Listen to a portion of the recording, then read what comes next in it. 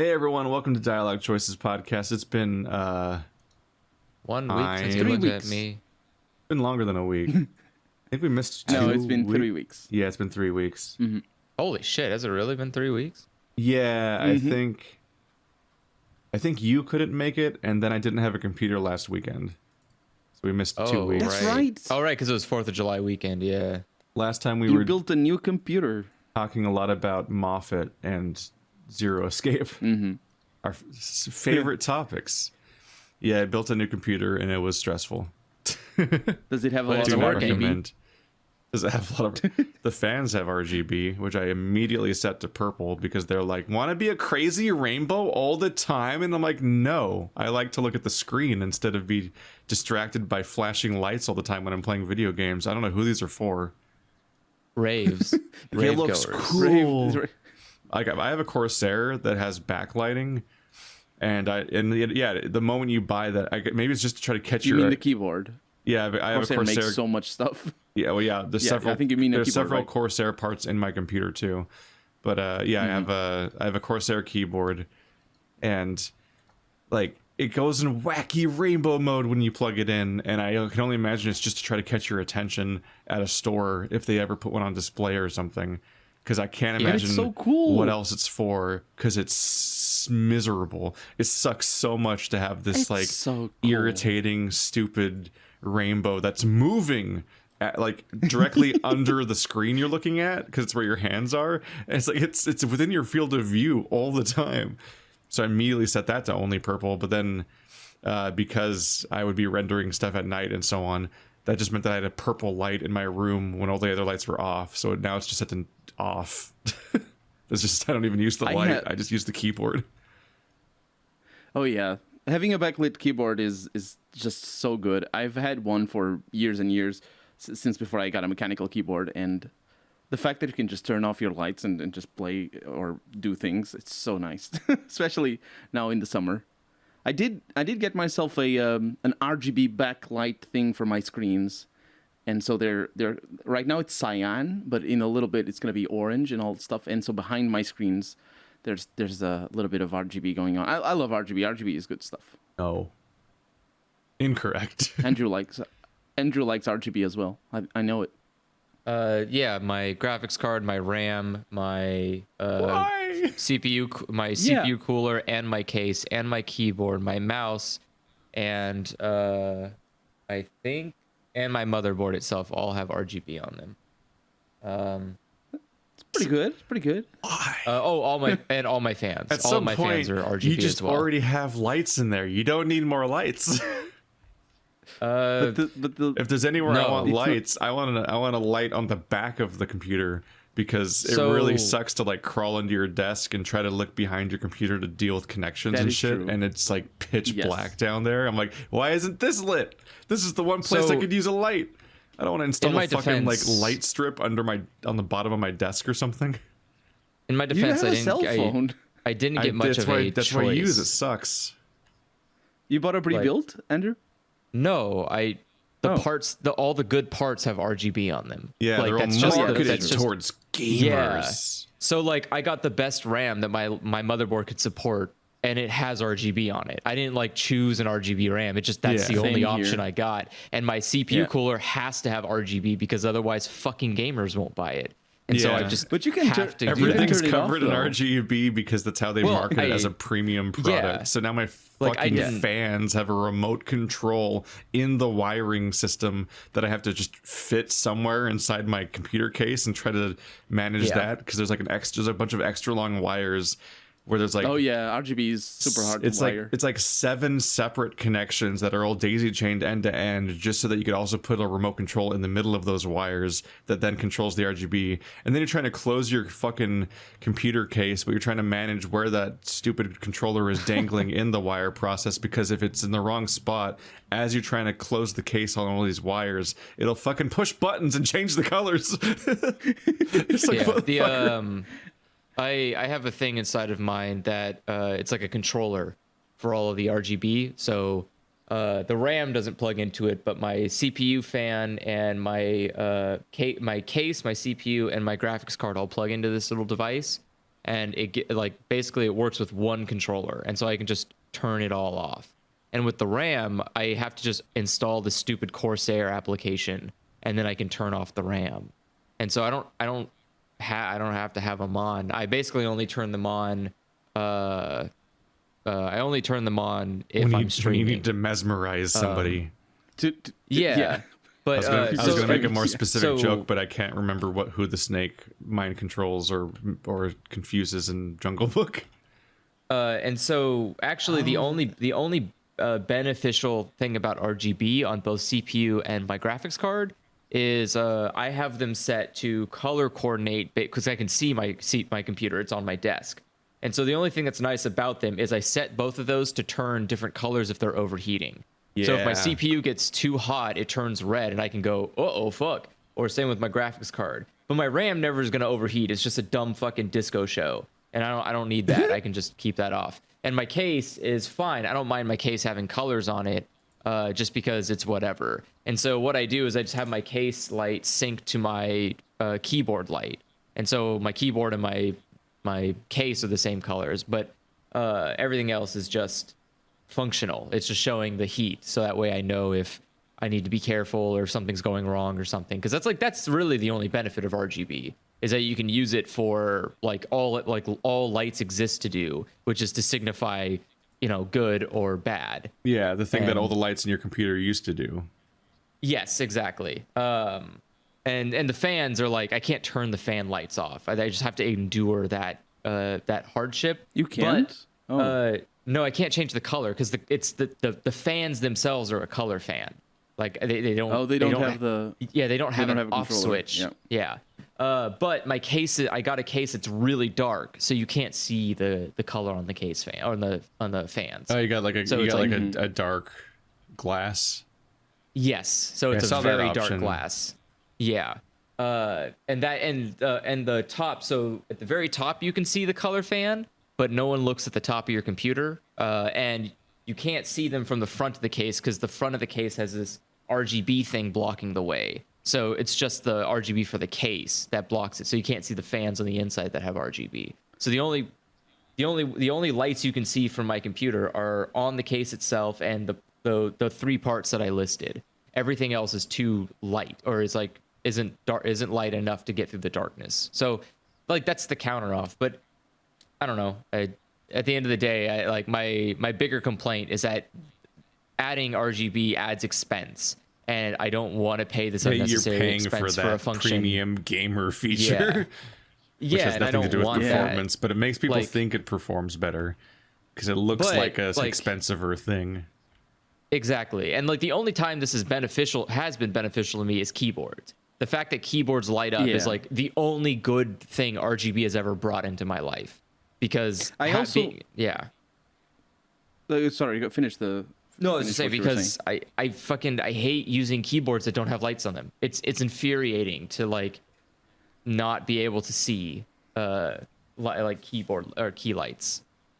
I also recently found that having I have a Logitech G502 for my mouse, and it's got this little Logitech symbol that is lit up, and it changes the color according to the profile that I have it set. You can configure it not to change the color, but I have found that it changing the color according to the profile is really, really helpful because sometimes I will not know what, you open your browser and it's the profile for the browser, so the keys in the mouse will change tab or close tab and all this sort of stuff. But then I open Excel or something and it changes to the profile for that, where the keys will switch to the next row or whatever.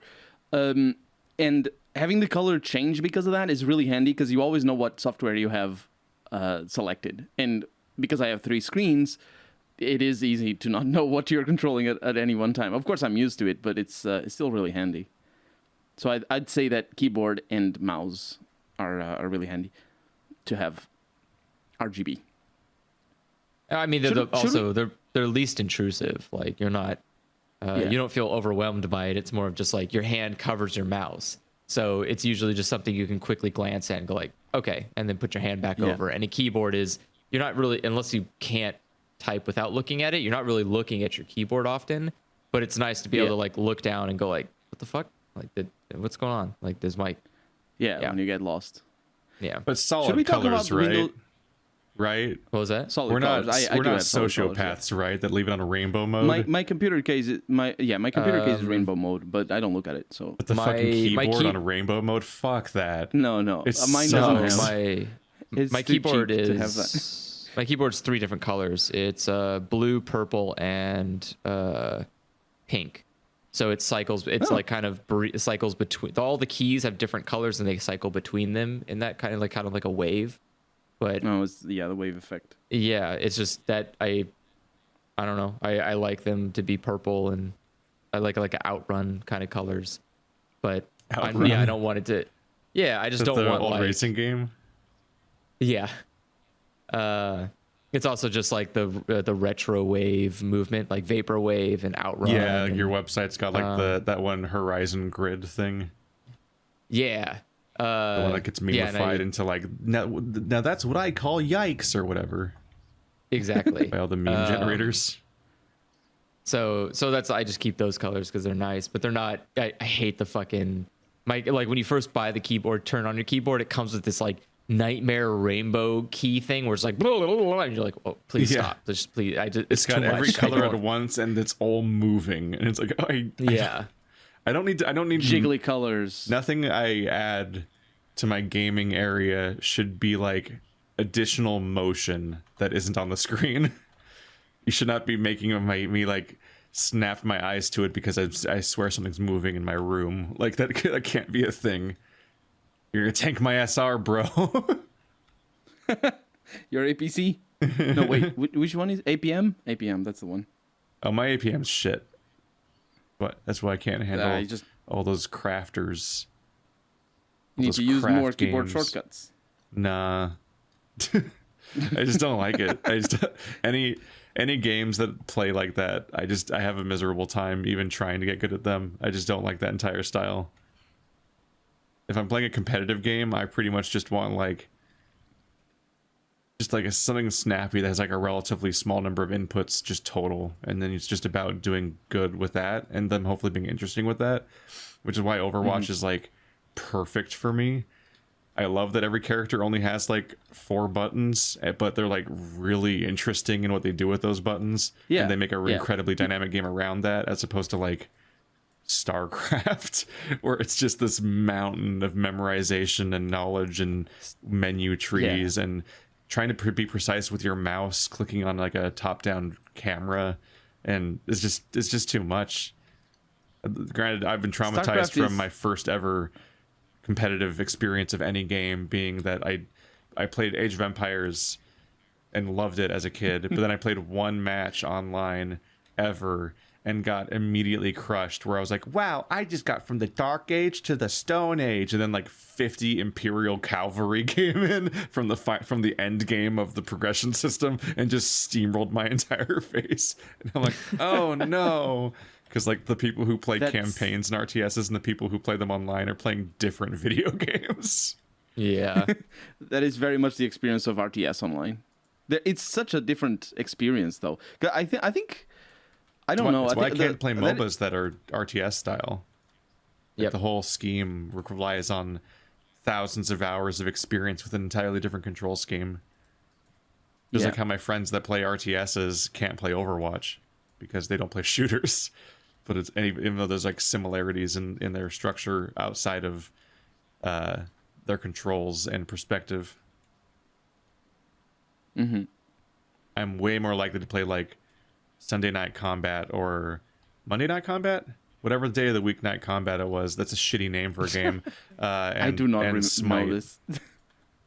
which I've never, Smite, I've barely ever played Smite, but from what I've seen of it, I was like, oh, it's like WoW with better controls. I could play this. But then the one time I got introduced to it was because our friend Spider just really wanted to crush us all in it. He was totally the like older brother that wants to trick you into playing a fighting game so he can just crush you over and over again. Like it was no fun for anyone, and that's like one of my only experiences with Smite. Oh. I was like, oh, it's like the MOBA I- structure thing, but without the having to RTS. I mean- That's a good thing. It sounds like you got a real experience of MOBAs then. Like that's Yeah, no. that's pretty much all MOBAs are. Yeah, people having a crushing, just a distressing amount of experience, and the gulf is just like insurmountable. It's like, Yeah. it's like why I don't play chess. Yeah. Anyone who wants to play chess with you is way better at chess than you. And so it's never fun to play chess. But on top of that, And the then the game has thing- like no theming and no like exciting elements to latch onto beyond the getting crushed. So I just never want to play chess. The thing is, if you're playing chess online, I've played chess recently. I don't play chess very much, but I definitely share the experience that you're saying. If you're playing chess online with randos and you don't talk and it's just a normal either bullet chess or something that's a little bit slower, it doesn't matter. For like 5 minutes or 10 minutes or however long it lasts before you lose, inevitably, you're like setting your pieces up and all that. It's just this is going. Oh, look at this, and it's all it's you think that you're neck and neck because chess is kind of a little bit like that. If you're playing against experienced players, is before they absolutely demolish you, it feels like it's neck and neck, and then they just there it is, checkmate, and you didn't even see it. There's a move that. Sorry, go ahead. Well, it's just like chess involves so much foreplanning and so much knowledge of like the meta essentially, and like that like all the good players. Whenever you hear about like actually good important players facing off each other, they like give up 20 moves before the match would have even ended because they can see so far ahead. They're like, oh, I already lost. Yeah, it's like I don't even want to play any game that involves that many stages of pre-planning. I kind of and the core of that, the core problem for me there of why it's even allowed to be that kind of game is because it's a head-on-head game. It's one-on-one. If the moment you make a game more than 2 players, you can't plan that far ahead. It's impossible. You can have goals, but like in Twilight Imperium, you cannot know what your enemy's going to do from turn to turn, let alone all of your enemies. And so you can only have like things you would like to accomplish next turn that you're working towards, but you can't be like, and that's definitely going to happen because that's how they would definitely react to that because it's the only reasonable way or whatever the fuck. Like that whole idea is out the window, and then you get a story and it's fun. And I like when the game is complicated and long enough to turn into a story and unpredictable enough that you never know how the story is going to end until it does. The thing is that that also applies to much more complicated games. But the thing is, for you to be able to tell that story or see that story, you need to know how to play it. And that I saw that for me. Like I never specifically in StarCraft, I never got into watching StarCraft. I couldn't really understand why people do what they do and stuff. Yeah. Even with the commentators explaining, and some commentators are good, others not so much. Even with the commentators explaining, it's still difficult. But then when I finally got into online StarCraft and got the basics down and started seeing what I could do or what I liked to do or the reactions and all that, the very first game, and I've watched a few since then, but the very first game that I watched, I just looked it up on YouTube. It was like a revelation. It's like you just can tell what's going on, and it's beautiful. It's a great thing. It's watching StarCraft is great, but you do need to know how to play, I feel. Yeah, I can only watch a game that I have like a relatively deep understanding of already. Like I never gave a shit about Overwatch matches until I actually knew a lot about Overwatch. And even then, it's still just never as fun as just playing the game. I don't fully get esports. I think there's something interesting about seeing well-planned, well-made plans executed properly. Because in your mind, when you play Overwatch, you're like, okay, if we just do this fucking thing, it would be amazing. And it never happens. But when you watch it on a professional level, you're like, yeah, that's the thing. That's the thing I want to do one day. Like, look how cool that was. They just they did alts on command. They did like a Reinhardt ult and everyone went down. And then they did like a Reaper came in and just murdered everyone. Or like, you have like, oh yeah, now they have Monkey going. And at the same time, they have like a Bastion tank going off. So it's just literal fucking chaos. You just have like pushing and explosions. It's just like there's so many cool things in competitive Overwatch, and then you go to real Overwatch and you're like, that fucking guy got lucky that my team is a bunch of bananas and they just didn't move. And like on a professional level, it's so much different. You see like that team couldn't do anything. Like they knew what they're doing and they knew how to like counter it, but there's just only so much you can do when there's like a better laid plan than yours. To some extent, I feel like the game's so chaotic and has so many moving parts at the same time that it's really hard to spectate a whole team, even when you like the game and know it a lot. Whereas, like, like commentary is nightmare for Overwatch League. You're just kind of like, you feel bad for these people where you're like, what do you say when there's like, like 12 characters basically, and all those characters are doing something on the stage. Like everyone's so busy. So to some extent, like if I'm watching Overwatch stuff, I'm way more likely to be watching like just a person. So instead of esports, it's more like watching a like Overwatch celebrity, I guess. Like just watching one person known for playing Overwatch well, and you just follow their perspective the whole time, as opposed to trying to follow a team. Like Yeatle is very fun to watch because Wrecking Ball is an incredible character to spectate. I believe it's on the Overwatch League website, you can watch individual player cameras. And so you can say like, I want to only watch what Yeatle does this entire match. And you can just watch from his perspective the entire match. And it's really cool. It's really cool to see. I love to watch cooldown usage. It's really interesting to watch people's decisions to use cooldowns. And you think of like some of these cooldown usage are like very clutch, like seeing a Mei go and it's like literally 2 fucking health, and then the Mei does the ice block, and you're like, well, you either got lucky or this is like the best. This is like the best reaction time I've ever seen. Like there's so many. Tell. Exactly, and it's just like, how do you know? You know, you're not there, but it's still like some of these are just like, how did you do this? How did you pull this off? But again, you have to really know what's happening. And I could see like Overwatch League is such a great example, because when they started broadcasting it on like Disney XD last season, it was but Overwatch League was like on like cable television, and it's just so impossible. It literally was like those cartoonish like anime shows where they're trying to like tell you how the game works while the game's happening. And it's just like XD.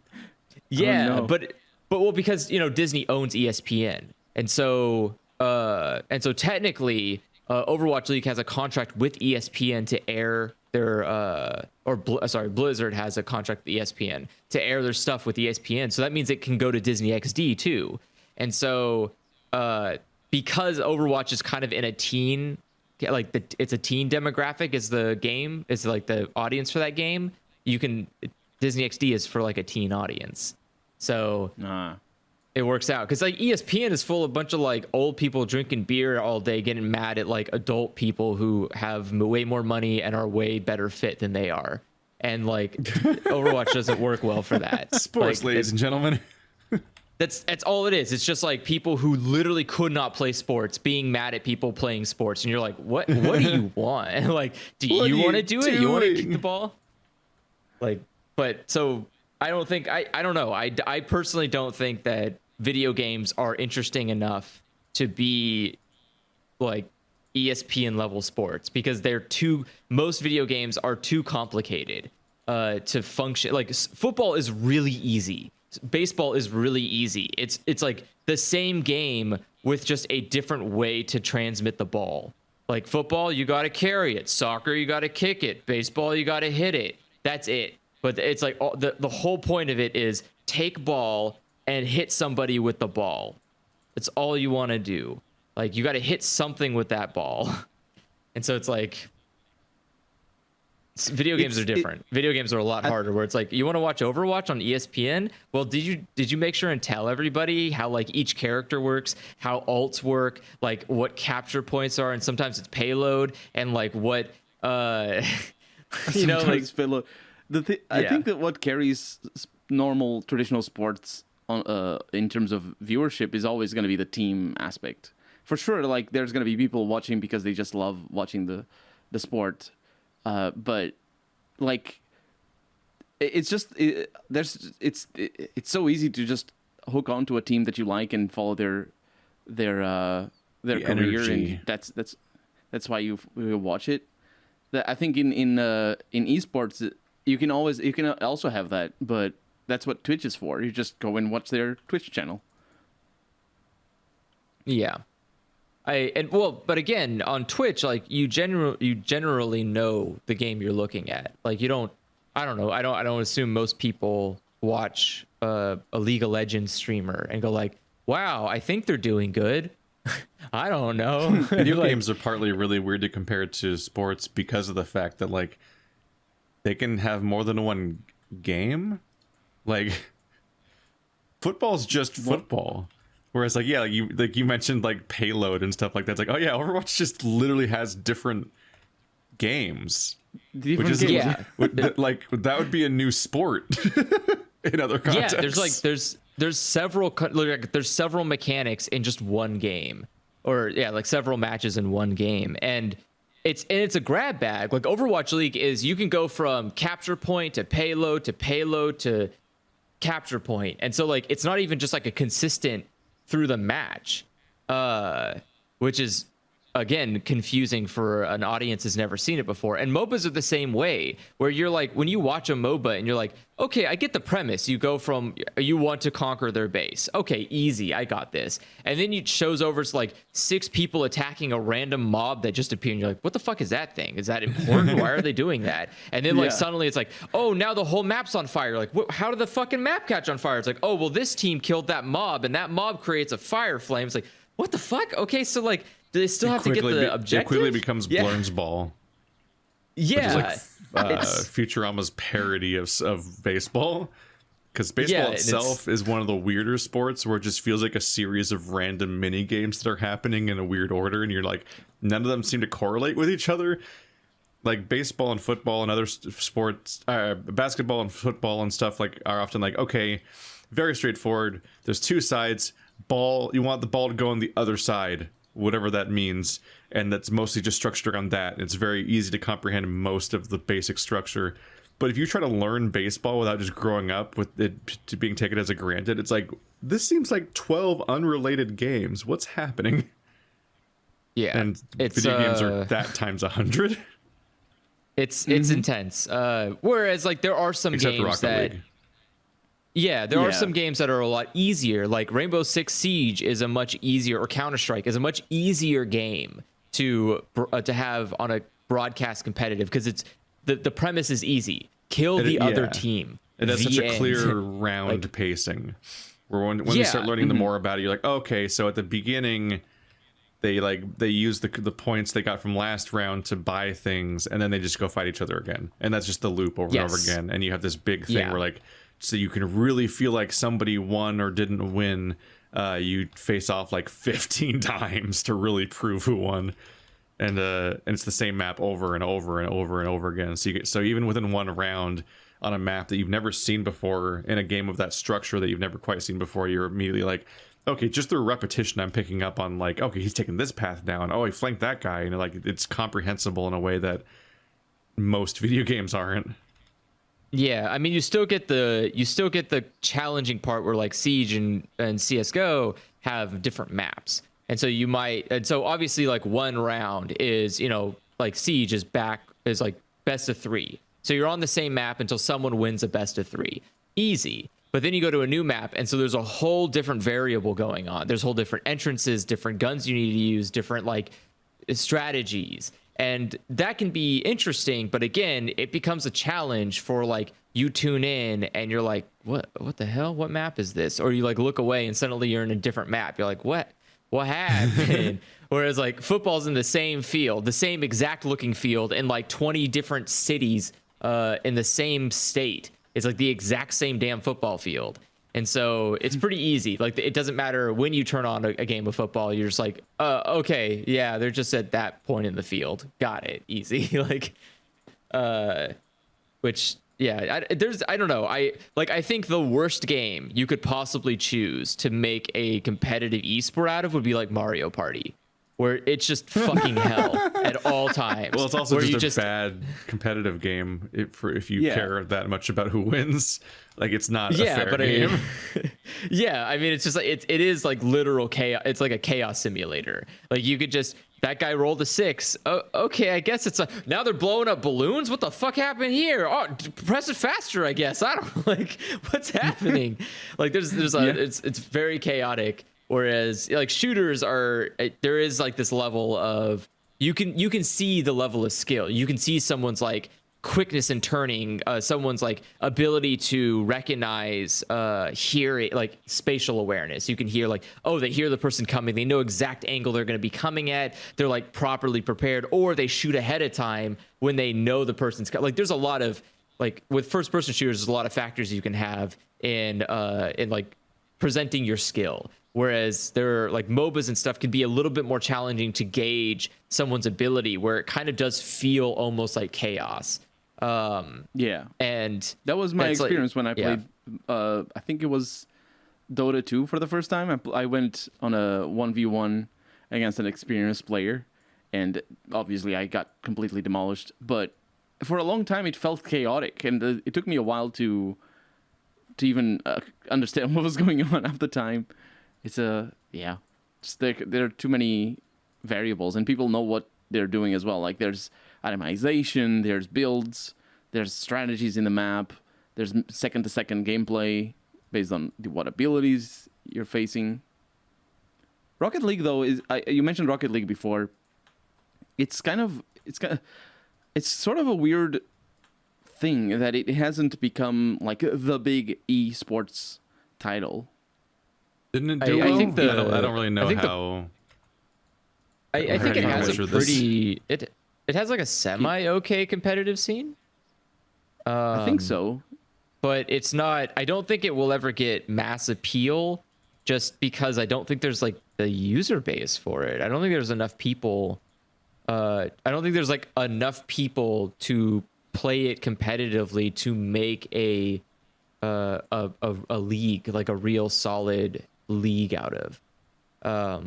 Whereas like, MOBAs have this almost unlimited user base. It feels like MOBAs never run out of people. And first person shooters, especially like you have Valorant or CSGO, where it's pretty, well, I guess not CSGO because it's not free, but like Valorant's free. So you have like a fair amount of people coming in at all times, and Overwatch is cheap enough now where like in the height of Overwatch's popularity, it was like pretty affordable enough for most people to just jump in. But Rocket League is free as well. Rocket League is free, but I would say the harder aspect is, again, it's soccer is a hard game to play on a video game.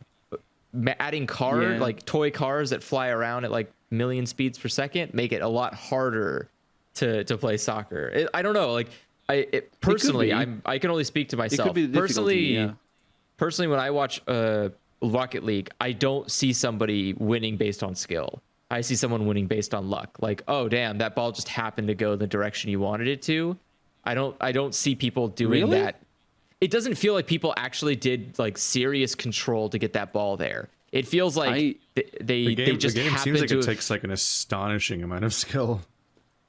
You're very far away, Keith, by the way. I don't know if what happened. It might be on the recording. I turned off. I noticed that it was flickering constantly, so I turned off automatic game control because I had turned it on during the raid. Oh, okay. That's on our side. That's Discord. Okay, yeah. Sorry, I interrupted what you were saying. No, I just that's the way I see it. So I maybe I'm just viewing it at a weird angle. I just don't. To me, it feels kind of just like a huge grab bag of like, well, they just happened to get it. I don't know. Like it doesn't feel like I can determine exactly what someone did to win. It's always just like, oh, I guess their car hit it a certain way that made it spin. I think it's kind of hard to distinguish from the lucky stuff that you would do when you're playing it yourself, because it looks similar. But the people that are on the higher end, like the whole reason they're there is because they're able to do it on purpose. Like they can do those ridiculous things where they like see the ball launching through the air from across the map, and they do this ridiculous flipping jump across the map that knocks it directly into the goal, and you're like, okay, I don't know how the fuck you got that precise. Like, you not only knew how to get the car exactly where it needed to go at the exact, but you also did it at the exact time to hit the ball at the exact angle to make it go there. And I'm like, that's impossible. That's impossible. How the fuck do you do that? I think those are the easiest moves. There are harder moves that they pull off, like judging how hard the ball is going to be centered if your teammate is centering the ball, and you judge it based on the speed of their car, or predicting where the ball is going to be shot, so you are there already before the ball is even hit by the opponent. And then there's fake outs because of that. And there's the one thing that I do that looks in Rocket League, the one thing that I do that looks the most like lucky is when the ball is diagonal to the goal, and then I hit it with the back of my car as a sort of a backflip, and the ball just sort of ricochets the other way, and it looks very much like it's just lucky that it goes into the goal. But I've done it enough that I know more or less where it's going to go. So it is a bit of luck on my account, but that game is it's really complicated, but it does. I understand what Andrew is saying, that it looks like lucky, but like it's lucky half the time. But there's just so much you can do to steer the luck in the direction you want it to go. That in pro games, it very little of it is luck. Yeah, I guess it's like I said, like, you know, it just is soccer with toy cars. That's the entire premise. Yes. And with soccer, I guess it feels more grounded because there's not these like ridiculous aerobatic shit going on. Like a soccer player isn't jumping into the air doing 360 no-soap spins and then like downward kicking a ball and it bounces into a goal like gravity doesn't exist. Like there's this weird, I guess, like there's this grounded reality element to a ball moving in a consistent method each time. And you can see that like someone just has really good coordination over like moving the ball with their feet. Whereas in Rocket League, it feels like there's 6 different people that are playing this like crazy circus fight over a beach ball. And I don't know, I guess it's really hard to gauge like who did what. You can see someone's car do a 360 flip and smack the ball with the hood of their car at a specific angle that makes it bounce down and then up into a goal. And you still kind of go like, was that? Yeah, like, was that on purpose? Did they like cue this ball up, or did someone cue this for them? Like, what was the path that took to here? Is this like all one person's ability? Is this a team-based thing? Like, did it like, I don't know. It's, you know, it's like with or basketball or soccer. That headshot me without knowing I existed. Yeah, like in soccer, it's very rare that you just kick a ball and it happens to go in the goal. Like you can't just like, oops, my bad. Like it's happened for sure, but it's not the norm. You don't normally see a World Cup match and someone just like kicks a fucking ball halfway across the map and it goes in. Whereas Rocket League, that happens. You could just fucking knock a ball halfway across the map and it just goes into the goal. And you're like, what? Did you do that on purpose? What the fuck? Yeah. Like that? How? I think that actually is the. Sorry. I was going to take it from a different direction, which is just that like, if it's not doing well as an esport, which I don't fucking know what esports are doing well or whatever. How do you gauge that? But if that part's true, then I figure it's likely because of the fact that it's too much like a sport. Like that's not what esports really are. Rocket League is such a clean sport interpretation directly into a video game, and it's like that's not what anyone. People want kill streaks. They want spectacle. Like it's not about the game being 100% fair and clean and easy to understand and interpretation of how real sports are. Like people want to see like mad headshots or like a fucking MOBA kill streak or some like unlikely thing happening, and it's probably got to be violent. Like that just gets more attention. Like I think that's just kind of built into the whole thing to some extent. Like it's being this like violent thing with kill streaks, and I don't mean like Call of Duty kill streaks as a mechanic. I mean like getting kill streaks like as a concept. like pulling off something that's like viscerally satisfying and seeing somebody best multiple other players in one go and so on is more satisfying than watching like an abstract point system go up as you like, yeah, you deal with all the artificiality of sports, which like to some extent you might even see like real life sports as a replacement for old world like blood sports, where it's like once upon a time people would gather up to watch people murder each other in one way or another, be like gladiatorial arenas and jousting and so on. And real sports are safer. I mean, it's not great for football players long term and so on, and wrestlers. It's not amazing, but you're not usually dying on camera in those games. And so you have like a career and so on, and it's like a civilized worlds thing. But video games don't give a fuck. They're like reality doesn't matter. No one gets hurt in video games because they're video games. So turning around and restricting yourself to the civility of modern sports is almost like pointless.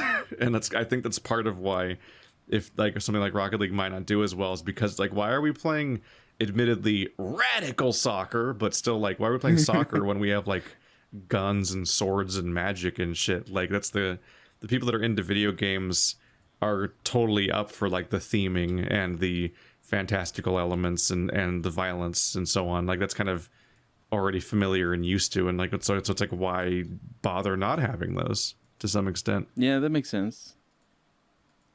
I could see that being the case. I guess that makes sense. It is also hard to gauge what are the patterns for esports, because you see like a MOBA and they have like what, 50 $100 million prize pools and these viewer counts in like the trillions, and you're kind of like, all right, I guess there's a huge market for this. And then you look at something like Overwatch League, which like is getting worse every year. Like it has a dwindling fan base year after year, and it's not, the prize pools are fine, but it's not nearly as impressive as like Dota or League of Legends or whatever, or like I don't know.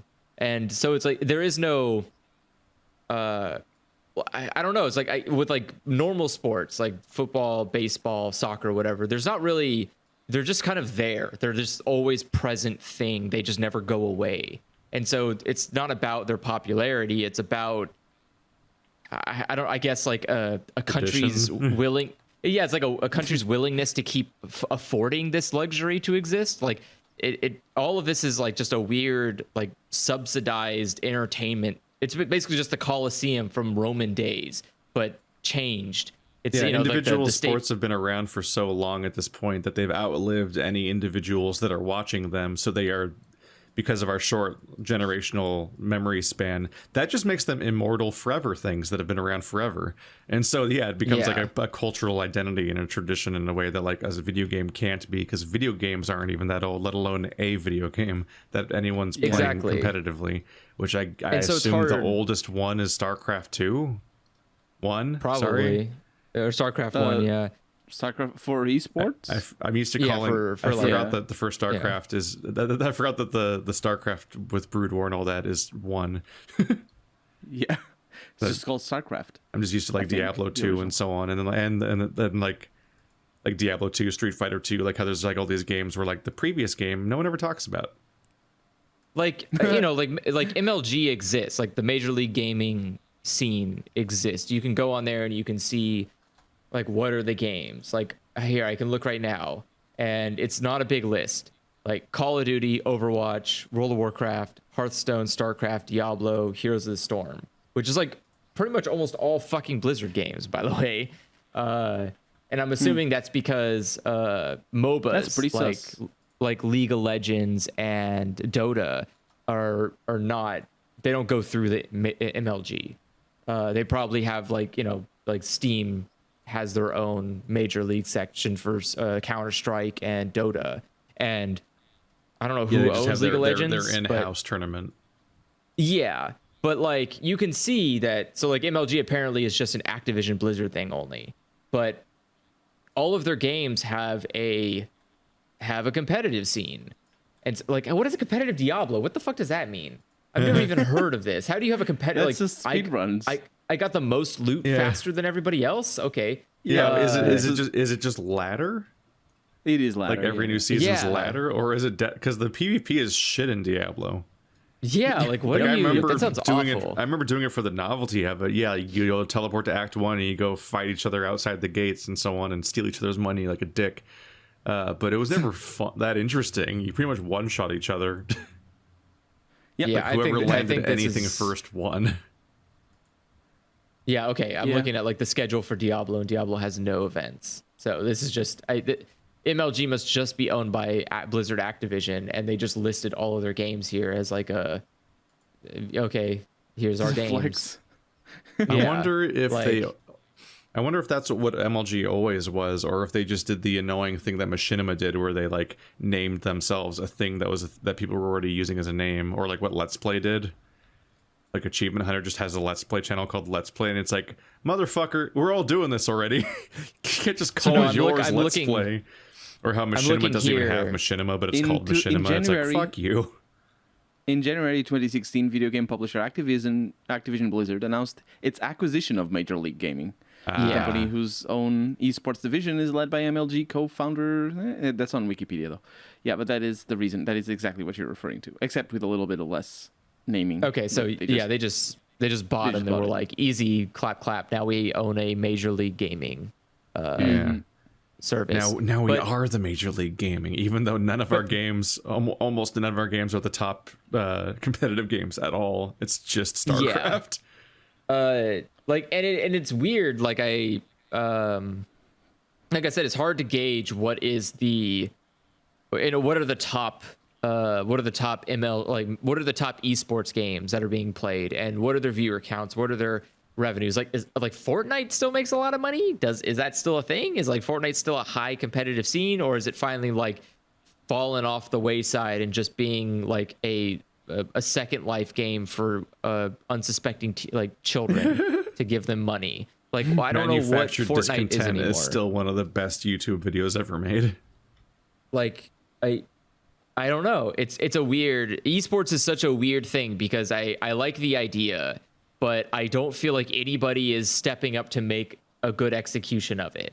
Like like I just feel like regular sports have a pretty easy, consistent model. They all go onto one stupid television channel, and they're all owned by a huge giant league. So like NFL is owned by NFL. You know, like all football in the United States is owned by is like under the umbrella of NFL, and there's individual owners for the teams, but all of them still just like are under that NFL umbrella. And so if you want to watch football in the United States, it's either owned by NFL or it's like a college league.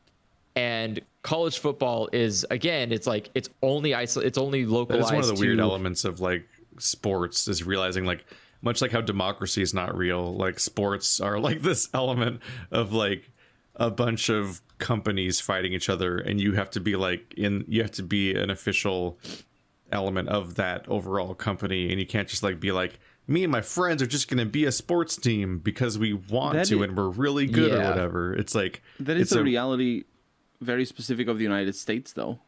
yeah. Is it? Yeah. Remember, I think it was earlier this year.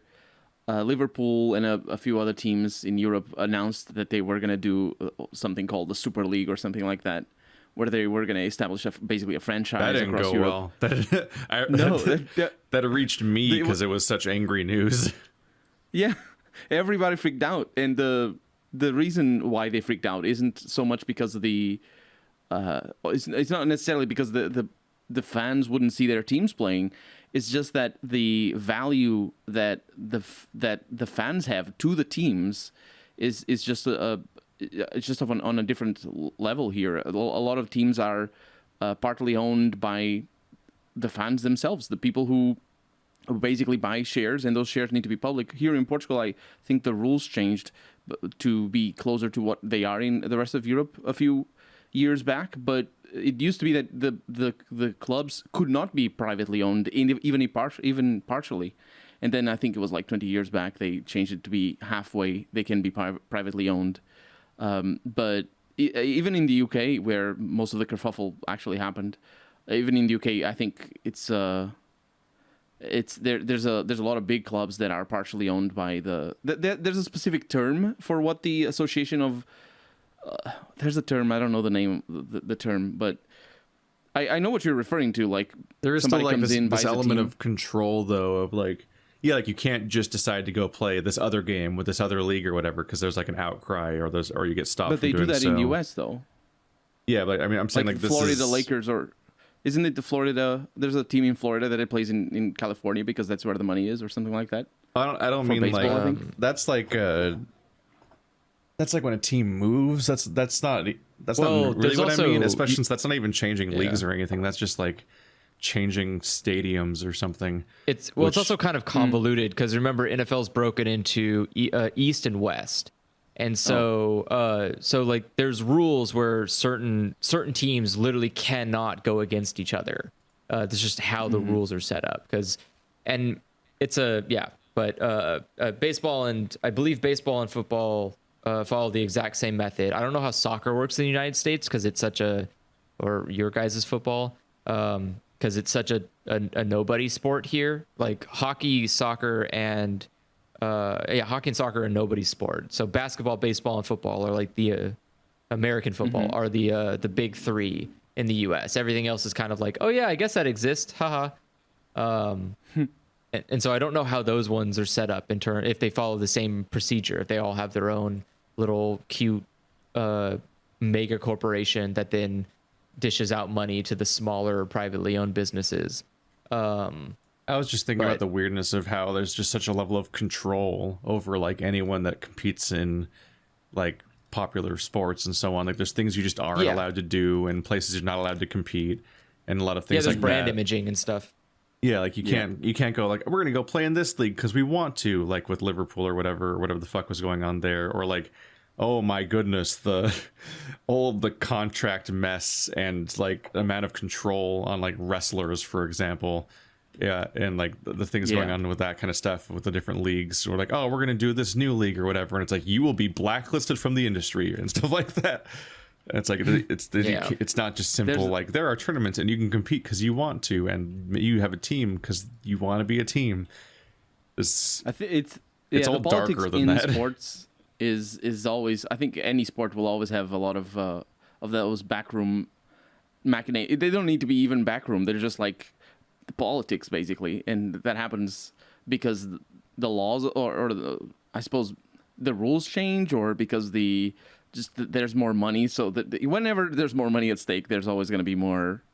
There's always going to be people trying to get a bigger part of the pie. Yeah. Whether they deserve it or not. That's and usually they don't. But because specifically in regards to you, I mean, this conversation started because of when I think it was Andrew that mentioned college sports or college football. And am I wrong in saying that college football players cannot earn money for their playtime? So yeah, they don't earn a salary. They can earn sponsorship deals. So they are allowed to advertise a Coca-Cola or whatever the hell, like regular sports stars do. But they cannot earn money. As far as I'm aware, they can't earn a salary for their playtime because they are literally not employed by anybody. They are just playing a sport for the fun of it. It just also happens to be a sport that's like treated with cult-like enthusiasm by the United States. So it must be on television. People must be shouting. Like, sorry, go. I think you're explaining it the other way around, though. You say they cannot earn a salary because they're not employed by anyone. What Correct. if you explained it like they're not employed by anyone because nobody wants to pay them a salary? Because that's no. crux. But that's not the thing. Is that so? College football is where you get drafted to go play professional football. I know. No. And Which so is a it's farce not that they because it's clearly already professional football. Yeah. Exactly. Yes, it's really fucking gross. That's the thing. Is like you're basically competing because it's a business. College football is like the interview for a job. So if you do good at that interview, then someone will offer you a position at the job. It's like a which multi-year internship where you can be permanently disfigured. Yes. for the So hope you of and maybe yeah, getting to do the real job, but also people are already profiting on you in the scale of like hundreds of millions of dollars the whole time, and so that is every the single worker is an intern. And so that is the scummy part, is that, yes, these colleges do make a good fat stack off of your generous labor contribution with no compensation given to you. Though, in the flip side, most of those people are usually given scholarships, like full ride scholarships, to go play professional football at whatever shitty UC they go to. So, like, if you go to UC California and they have a great football team and you did fantastic in high school football, they'll give you a full ride scholarship. They'll pay for your entire schooling if you come and play football on their team, because that football team is what makes them a huge amount of money. And so it's like this really, it's like again, this wouldn't be as much of this whole thing would not be nearly as enticing if college wasn't a huge money sink. Like if the full ride scholarship didn't exist because everyone got college for free, this would not be nearly as profitable as an industry. Because you can't, what do you say to these college kids? You're like, yeah, come play football for me out of the goodness of your heart. I promise it's worth it. And they're like, you could just pay them. No. It's not like it's going to cost you that much. No, you can't pay them because colleges don't have money. They don't have money to pay them. Of course they have money. They have all the profits. He's lying because they're lying. Colleges are always poor. They literally are on the brink of bankruptcy every day of their lives. Yeah, he's telling their lie. Yeah, and so they can't. I understand. Yeah, and so they can't do this, and so that's why I'm saying is like, yeah, I agree. It's a really insidious. It's a gross thing, and this is only recent. Like college football being broadcasted nationally and being it's hugely invested is a newer thing. This has only sprung up in the last like 20 years. Before, college football was way different. College football, you still got your full ride scholarship, but college football was more of a training to be in the league. Like, you know, you go through all of this hard work because this is what it takes to get into the league. And then from there, scouts watch your games. It's like it's more of a hometown pride. It was the idea of like, yeah, I don't know, pick a shitty city. Like they demand so much performance from you and so much like practice and training all the time that it just dominates your life and runs who you are essentially to the point where it's completely unfeasible to actually have a job. So the fact that they don't even pay you like so that you can actually have like just to take care of yourself is just absurd. And then this is why primarily the full ride scholarship sounds appealing, is because it's mostly people who can't afford to go to college. They're grabbing kids who tend to be in situations that like don't have the financial stability to afford a $50,000-$60,000 a year college. That is so. But my God, I'm sorry. Your college is just—it's so ridiculous, so expensive. Oh, yeah, our country's fucked up. Yeah, oh my God. I know those are the numbers, but it's just. I mean, Jesus. let's not talk about numerical values in the United States. It's not fun. But so you know, again, they're giving these kids that don't have an opportunity to afford college because the system is so fucked and they don't want them there in the first place. But wait a second, they can provide valuable, commercially viable labor for us. And so if you just give them this like really cheap, affordable, free ass education that they get subsidized anyways, then because like all of those football fields, all that stuff is subsidized by the city or the state that you're in. So it's not like the college is paying to maintain these football fields that they are making profit off of. That's just us. We do that. We pay for those to exist. And so all they have to do, the only upfront cost they have to pay for is coaches and college tuition. And college tuition is free. They decide how much value there is. And it's not like these kids don't have to still pay for books. They still have to buy their stupid books, and they still have to buy which they live on a dorm. Themselves just a scam. Yeah. So it's not. It's very insidious. It's very gross. And this the entire point of a college football team was more in its beginnings was supposed to just be the next stage. You know, like you have high school, people get excited about the high school thing. You go to college, you excited about the college thing, and then they have some of them go to professional, and it's like, again, it's like a hometown feeling. You go like, oh, cool, I watched this kid from high school, go all the way to the big leagues. How I'm impressed with him. And now it's a lot less fun. Now it's a lot of like, you have a whole national attention on you. People, like, more people are judging you than ever before, and you're not getting any reward or compensation for this attention. And like Keith said, it is very disfiguring. Like, we know for a fact that football is very damaging to people, specifically their heads. It damages their brains very much. And there isn't really anything to do about it. You can't just like, well, I have all these fat stack monies from the NFL, I can just fix my brain. No, bud, that's it. You get one.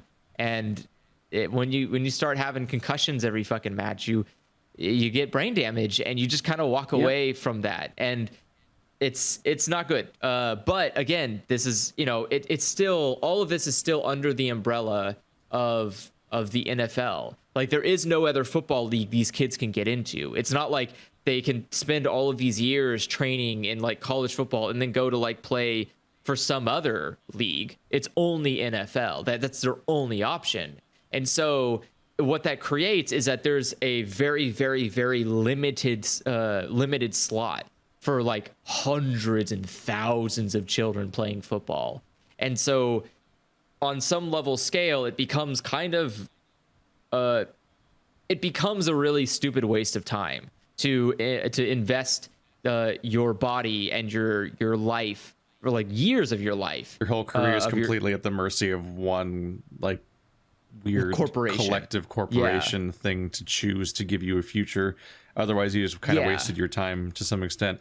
And also, like, even if they give you like room and board and food and like keep you alive and clothed and safe, but like that's all they do, and that's what they do instead of paying you, it gets into this weird creepy territory of like the old pre-union like company store, where it's like, it's like the miners that living in a miner town, but we'll never pay you money. We'll pay you our fake company money that you can only use with us. Like, yes, it's like the military, where it's like you're like taken care of technically, but you have no ability to like function in society. So you can't really like, you don't have any real ability to like leave, because you can't be like, I'll just go out and use the money I saved. Oh wait, I don't have any money saved up because they don't pay me. So I can't be like, I'm going to get an apartment over here and look for jobs in this town, or like do anything else, which is why people were usually trapped in those factories during the company store days, is because they had no societal mobility.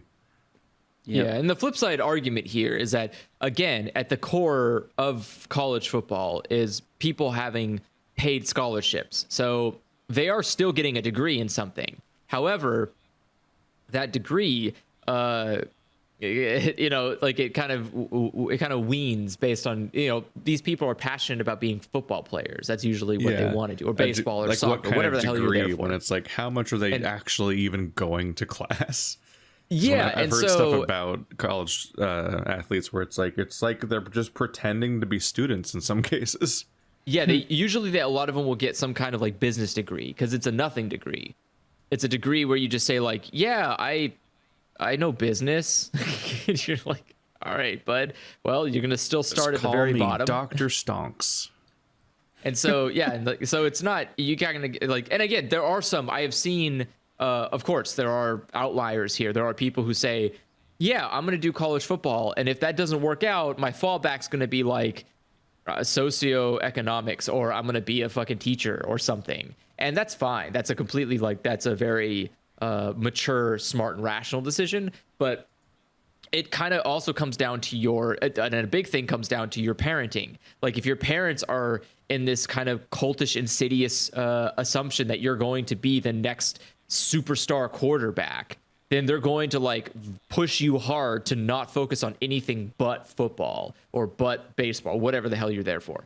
And much like how children actors are, and they're like pushed in this really insidious, like, no, don't have friends, don't have lives, don't do anything else, just practice, get ready, just do your thing. And you don't have these fallbacks when it doesn't work out, because it doesn't work out. Like the survivor bias here is so crazy. Yeah. Like the people you see in the NFL are like one in millions of people vying to be in. It's like when you only see the successful YouTubers. Yes, and which is generally the only ones you ever find, because that's the ones that get shared with you. Yeah, there's a lot of you know, as America does, there's a lot of really insidiously nasty, bad things about what is basically just a bunch of people playing a sport, like a silly caveman sport. Take ball, throw ball, unga bunga. Like, okay, pretty easy.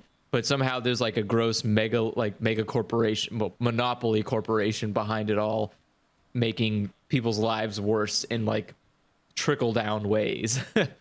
So,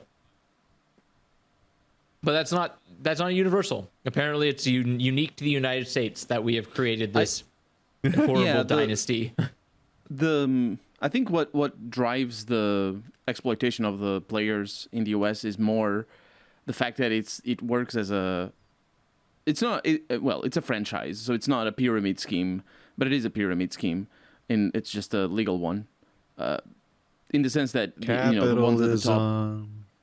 Yeah, it's just a great ad against capitalism, because it's just a great reminder that if you don't actively fight against exploitative practices, they'll just find a new excuse. Like, this is where we can do this. See, because it's this part. It's college, so we're allowed to do this. Like, they will find every fucking loophole to excuse just treating people like shit and getting away with not giving people their fair share while making millions of dollars.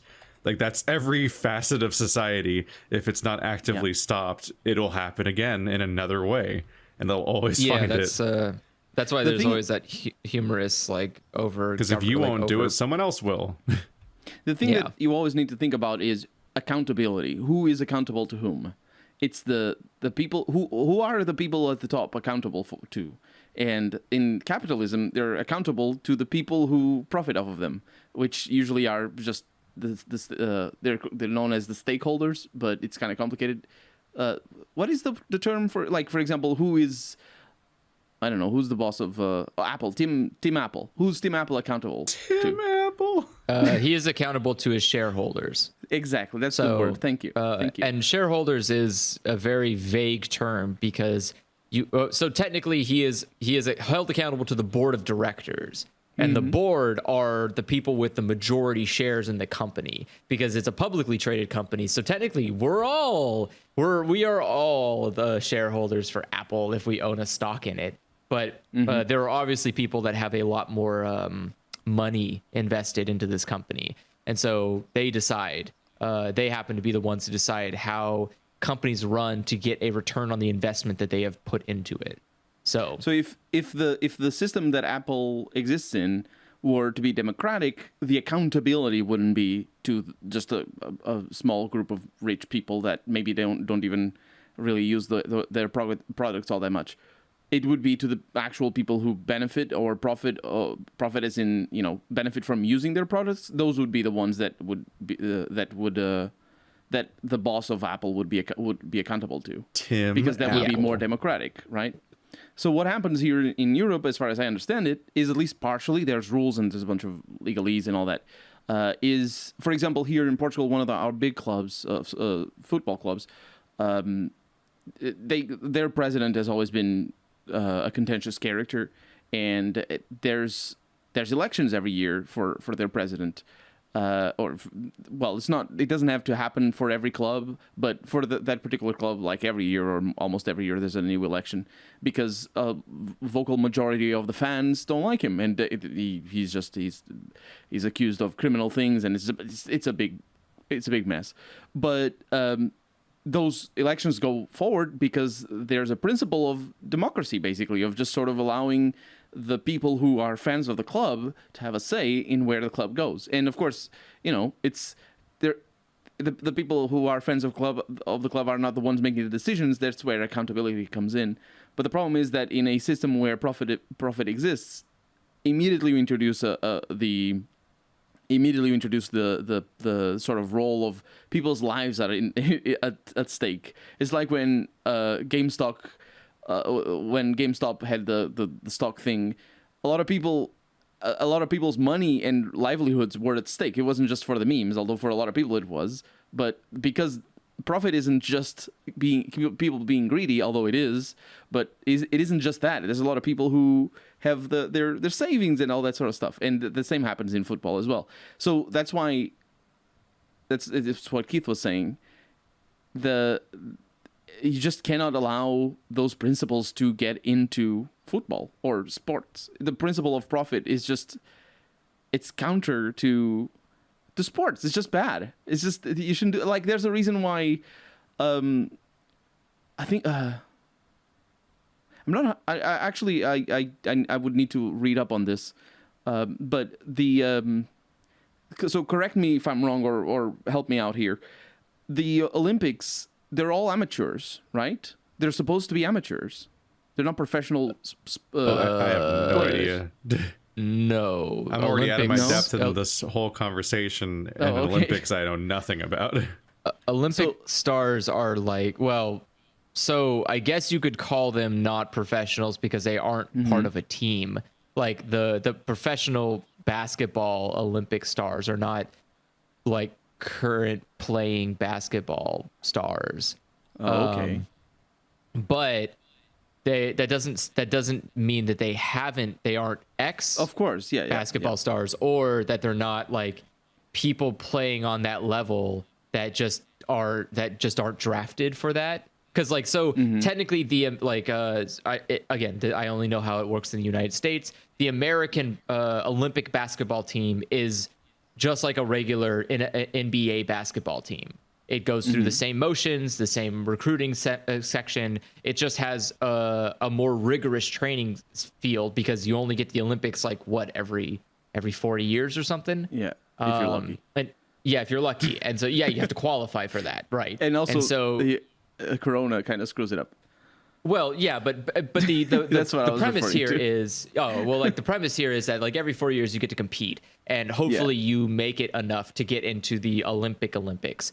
And but these people are still, so they are not professionals in the sense that they are not household names. They are not, you're not going to see whoever did the Olympics selling Wheaties until they finish the Olympics. Once they go to the Olympics, then suddenly they are now celebrities. They are people because they represented like what's his stupid name? I forget his name because I don't really care enough. But the swimming guy, Tom Phelps or whatever, Phillips or Oh yeah, I don't know. Yeah, Phelps. I think Phelps is Whatever. right. I don't know about Phelps. I don't Tom. remember Whatever his his name. Michael. Whoever Michael that Phelps. guy, weed guy. Michael Phelps. There you go. Michael Yeah. Phelps.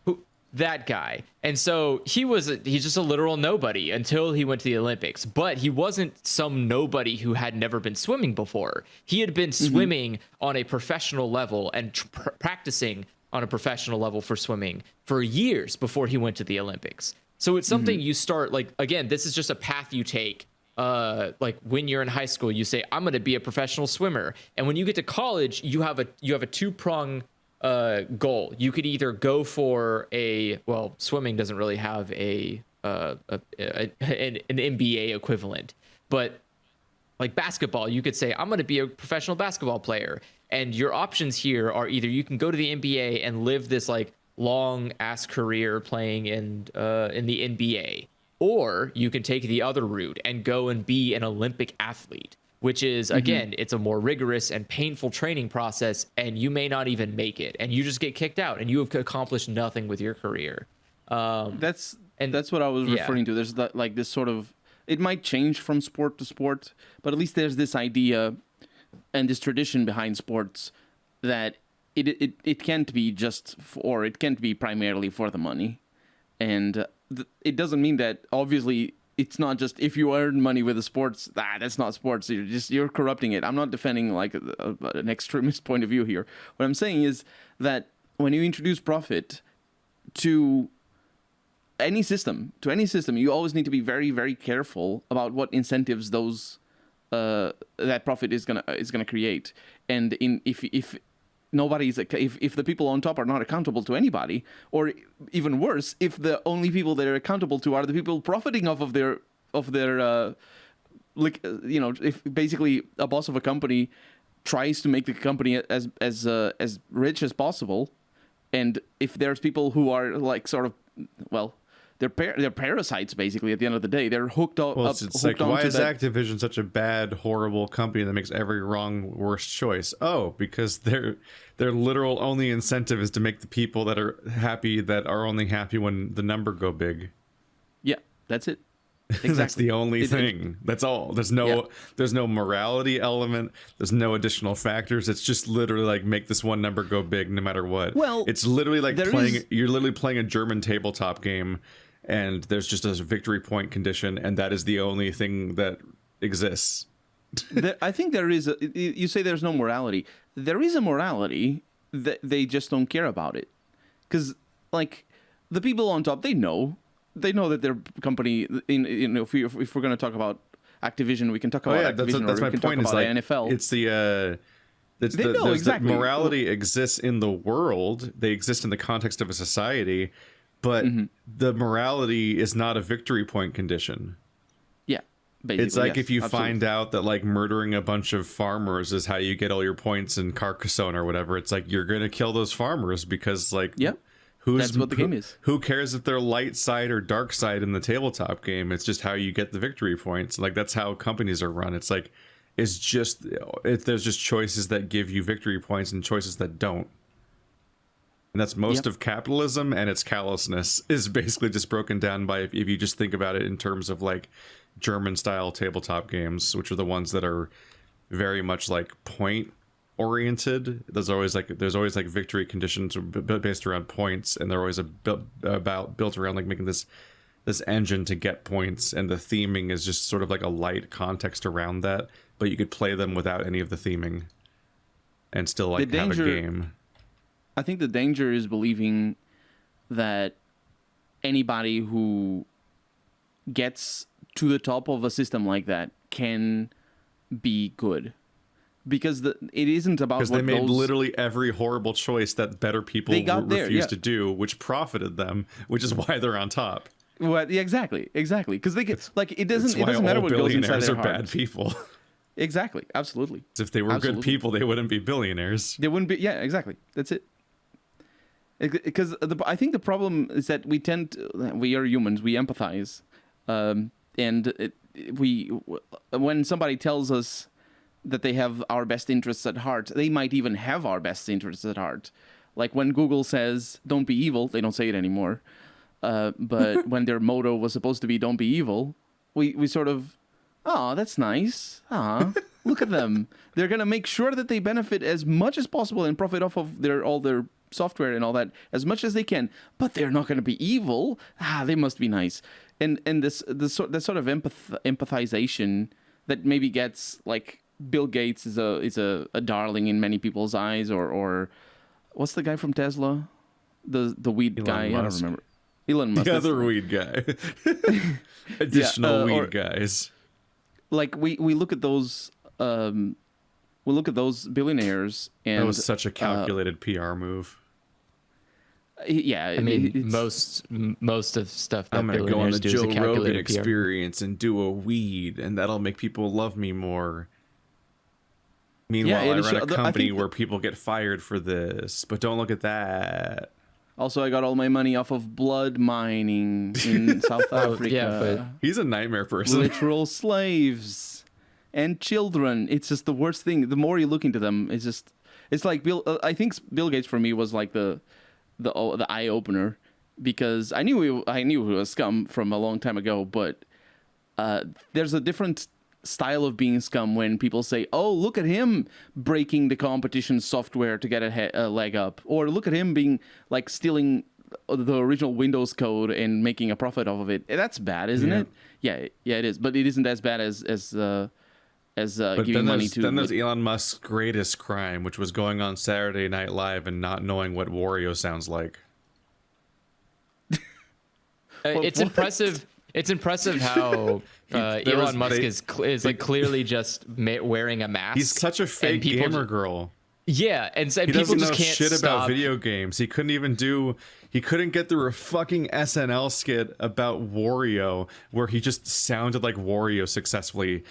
Like, not even a bad impression. It was just not an impression of Wario. He doesn't know what Wario sounds like, and he played him for an entire skit that was presumably his idea because it's a shitty pandering gamer thing. But his fucking understanding of video games is so shallow, despite being half of his brand, that he's like, Mario Am I right? I'm such a nerd because I know Star Wars guys. The first, like he's doing such an impression of a gamer the whole fucking time, and it's so fucking exhausting because it's so easy to tell. But people are so desperate to have their fucking nerd billionaire to hero worship that they're just willfully ignorant of it because it makes them feel better. And it's like, no, there's no good part of this. He's both not you and he's a shitty, horrible person. There's no win. There's also, I really hate the really fun disconnect people do where they say like, he's doing it to troll people. He knows that it's wrong. And it's like, no, he's just actually that dumb. He's like that. You can't like, there's a difference between somebody who is willingly trolling. That's actually like a comedic thing. Comedians do that. And he's not doing it in a comedic sense. He is literally that stupid. Like, also, why would people think that he knows that he's doing it on purpose? What kind of intelligence has he shown? Like in that regard, anyway. Well, he's presumed to be a genius by default because if you're rich, that means that you're literally all the best virtues American society could ever create in a person, including being a genius and beautiful and passionate and on the right side of history. Because richness is seen as a moral victory in this country. Yeah, exactly. They're conflated. Yeah, exactly. That's the issue, though. Like the winning at life, or it's like the winning at life is just how it's the whole thing about money being like people will say this unironically, saying that your bank account is basically your score in life. And the higher it goes, the better you are at life, the more winning you have done. And jokes on them. I have 15 bank accounts and they all have numbers on them. So I have more banks than all of them combined. You play more games at the same time. Your safe's coming. No. Exactly. But like that, saying that is not that needs to be a satire, because if you say that unironically, you don't understand the problem with equating the being successful in capitalism with the goodness or with success. Well, with success, success is relative all the time, right? Because if you don't set out to do something, you're not successful. You know, because you have to remember. You have to remember that people like the average person here is like a middle class American, and they feel like there's a relatability there. They feel like they are on the ladder. They're part of the staircase climbing to that goal, and they don't understand that they aren't even on the same, like they're not even on the same playing field. Yeah. Like a billionaire is on one of those escalators going up. They don't have to do anything. The escalator just keeps going, where you're going to have to climb, and your staircase is so tall that by the time you get to where they even are, you had to have died hundreds of times to get there. Like, there's not enough lifetimes for you to make it up there. And people use these like minor, tiny, insurmountable people with like small wins. Like you take Mark Zuckerberg or Bill Gates and you say, well, they didn't come from blood money. And it's like, Bill Gates was at a very expensive college. He wasn't, it's not like he was going to like, like little UC local town. He was going to like an actual university. Same with Mark Zuckerberg. He was going to like, wasn't it like Yale or Harvard? And these are like, these are incredibly expensive schools and hard to get into. So they already have this financial backing that's like way more than you'll ever get. And so that financial backing is a safety net that you'll never have access to. And it like Bill Gates just quit college. He just didn't have to, because he went to college, got what he needed, and then happened to buy this shitty DOS application, turn it into Windows, and boom. But like that's you can't do that. That's the thing. It's like you yourself cannot do that because you don't have all of the factors that led you up to getting to that point. And people keep forgetting that. They think there's like this. Oh yeah, it's really common for any sort of rich individual or company to exploit a system in order to get where they get, and then immediately try to make what they did illegal. Like how the fucking Disney Corporation made their career off of I always want to say open source public domain properties, and then immediately fucked with public domain so that none of their stuff would become public domain, because we can't have people profiting off of our stuff. What would happen if Star Wars just became public domain? I guess it'd probably be better. Can you imagine? It'd be nice actually if Well, Star they Wars did was that. just like Sherlock and Lovecraft, and it was just like a thing that anyone could just do stuff with. That'd be so much better. Yeah. Oh man. I still I don't haven't know. watched any of the movies, and honestly, the more time passes, I'm just like, no. I personally don't think Star Wars has an interesting enough premise to hold itself up already on its own, and I don't think it has enough to hold itself up like in an open market. Like Star Wars at its core is a really boring story of good versus evil. With There definitely isn't nearly as much material as there is with like Sherlock Yeah. to have a mythos Yeah, like- and a thing. you can keep making shit up. movies, Like at you least. could take a Jedi and say like, this is Jedi butt sniffer McMees, and he went on an adventure to go kill a bunch of Sith on some planet you've never heard of, The and you're like, extended universe "Oh, people are going to be so angry at all us. yeah, but it's They're like always I angry don't, at I me, don't though. know. But it's weird. Like you can take any kind of Star Wars story and you go like, let me guess, there's a Jedi and he meets a Sith and they fight, and it's like, and it's yeah? always the last Oh. Jedi, always. But it's always like a Jedi alone or a Jedi in hiding or running away or something, because you're not going to pick the height of the Jedi Order. You're not going to pick like when everything was peaceful and good, because then it's boring. You're Well, like, yeah, 'cause Star Wars was partially based on that one Japanese director's movies, the samurai director guy. yeah. I knew the name, Uh, but yeah, the Seven Samurai thing. So the Yeah. whole like samurai cowboy setup is kind of important. The Lone Ranger sort of situation. Yeah, not but literally that, the Lone Ranger. I haven't seen the Lone Ranger. it boxes you into a really boring story. Yeah, Because I all you think- get is all you get is like a good person overcoming an evil situation, or you try to subvert it by saying like, oh, and the good person died, which is like, yeah, I know, I watched the movies. The only Jedi left is like that lame guy who was wearing a fucking stupid Chuck E. Cheese outfit. Like, It's a Cool, franchise dude. about fighting fascism that has relatively little interest in actually interrogating that fascism. well, I mean, And the based on closest, Disney, the apparently closest that they ever fascism. got was the trilogy people hate. yeah, The as far as I know, the that's true. prequels were the most interested in actually discussing the fascism part. I think Wow. for me, the issue with Star Wars, it's not just the issue with Star Wars. It's the issue with franchises that aren't grounded in. Like you say that it's the same premise, but Star Wars isn't about its premise, because the premise really is just about there's this person who maybe doesn't know their parents and they go into an adventure with whatever, I don't know, but that's the premise of a movie. The backdrop is the fact that there's Jedi and there's light side and there's Sith. That's the backdrop. That's sort of the setting. You can do anything with you want with the setting. It's not like, for example, you know what I mean? There's a distinction between a premise and a It's our 1 million views ideas. Colonel tries to explain the plot of Star Wars without watching any of them. I think Just I know like- how it goes. So the first episode is not the first episode, is the fourth. Right? Yeah. And First there's episode's not the first episode. It's a good start. and there's this dude that flies around in a spaceship that isn't his, and he doesn't do it very well, but everybody thinks he's very cool. He then gets a bunch of friends. I think one of them is the Wookiee, and then the robots. And then I think he goes and fights the Dark Vader one and throws him down a ventilation shaft in the big space ball that I don't know the name. Death Star, that's the one. I mean, So that's it's- fourth episode, right? Am I? You have genuinely not watched any Star Wars. No, yeah. That's That's not the impressive. fourth one. It No, took me I a while to don't know. figure out, and I'm still not entirely sure if the main character was Han or Luke in your story. They might be the same person in my head. But there's a lot to unpack. I don't want to I mean, correct you Star- because I want you to keep going.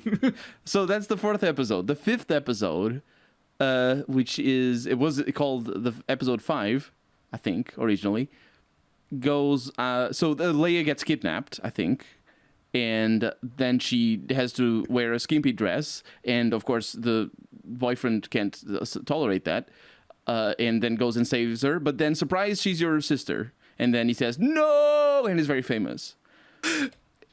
And I think at the end he gets frozen in like this big jelly thing that's like it's not jelly, it's like this metal thing. And is he the one that gets frozen, or does he freeze the enemy? Actually, I don't know. Neither. Actually, surprisingly, it's neither of those answers. Don't. He's just got to keep going. He's got to keep. Okay, that's episode 5 in my head. You're right. Someone does get frozen, but Okay, neither there we of go. those I knew options was that. right. Yeah. And then in episode 6, which is the culmination of the trilogy, I'm sorry, I haven't watched the movies. I don't know what happens. I have no idea. You covered all of episode 6 in both of the other episodes. Yeah. Okay, there we go. So it was like only the bits that... you covered more episode 6 plot points than any other episode. Oh, come on. Well, I guess there you go. All right, it's the prequel trilogy. What happens? The prequel. Okay, so it starts off with the kid that cries a lot, and the Jedi go, "Oh, you can't cry. Shut up. You're a baby," and then he becomes really angry. My God, the prequels are someone impossible watched to know. Pop Culture Detective. I might have. The prequels are impossible. I have no idea. I know that they at one stage. I mean, you got the emotional core of the trilogy. Shut up, fair. baby. Stop crying. And then I'm gonna become Hitler then. And then everybody claps. I mean, was the- sort of, the- I guess. There are several Yeah. parts where everybody claps in all the movies. Star Wars, Probably not the at best, the Hitler part. If you're never sure about what the plot of Star Wars is, it's always a boy with daddy issues. And that's it. Mm-hmm. That's every Star Wars. That's All right, the so prequels it's- are about a boy with daddy issues fighting his dad and Wait, losing. stop before you go. He's got to do the sequel trilogy. Oh, the sequel. No, that's the easier one, I think, because I was in Okay. Twitter. So the Go first for it. one is basically the 4th episode, but with new characters. So that's easy.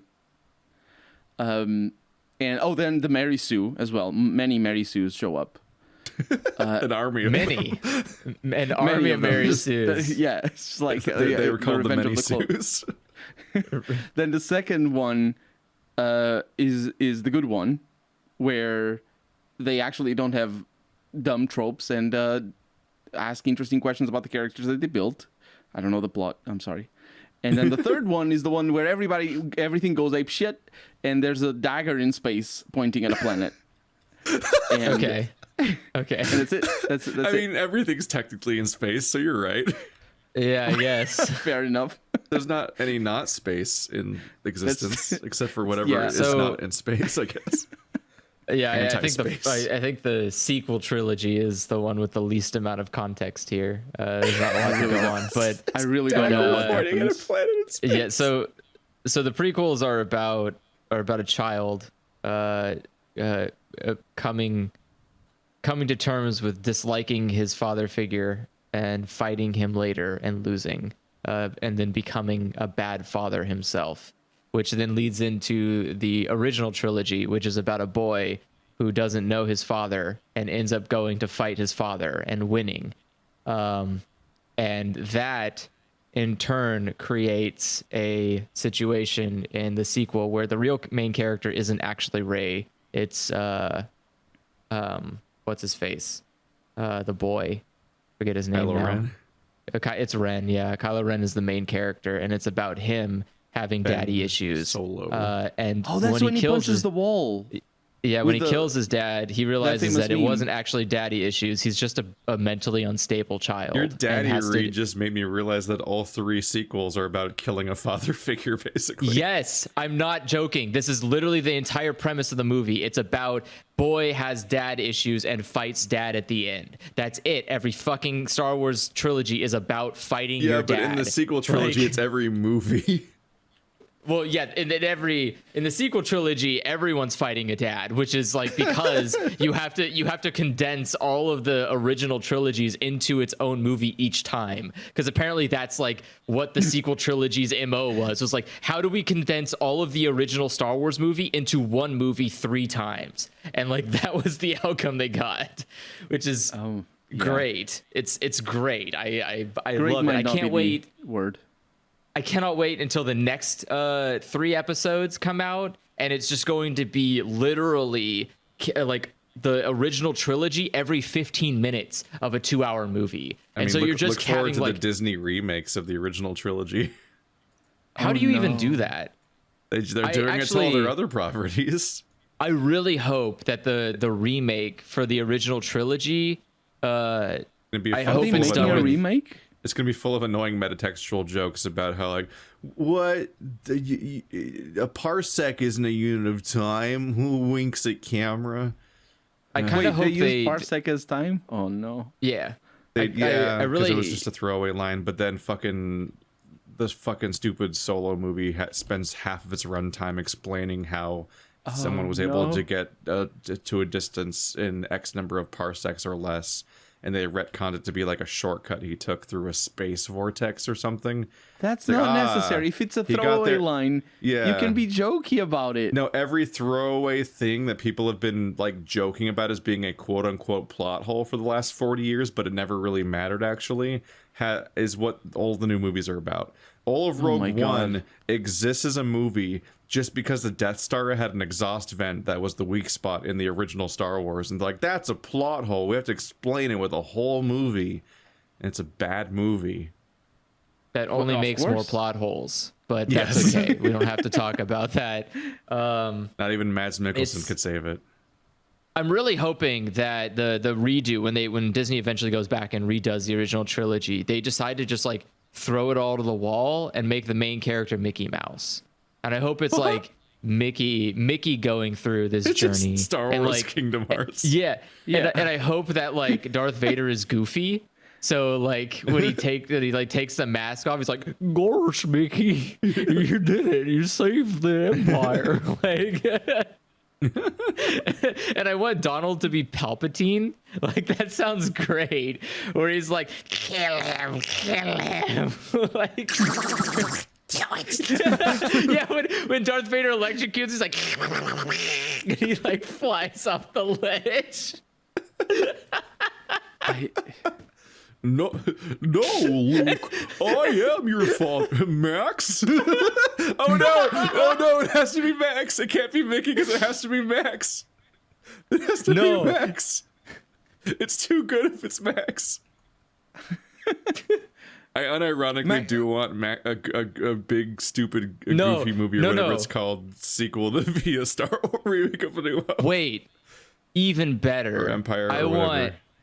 want the prequels to be. I want Obi-Wan to be Goofy, and I want Anakin to be Max. That would be better. Because could you imagine? He's like, Max, I have the high ground.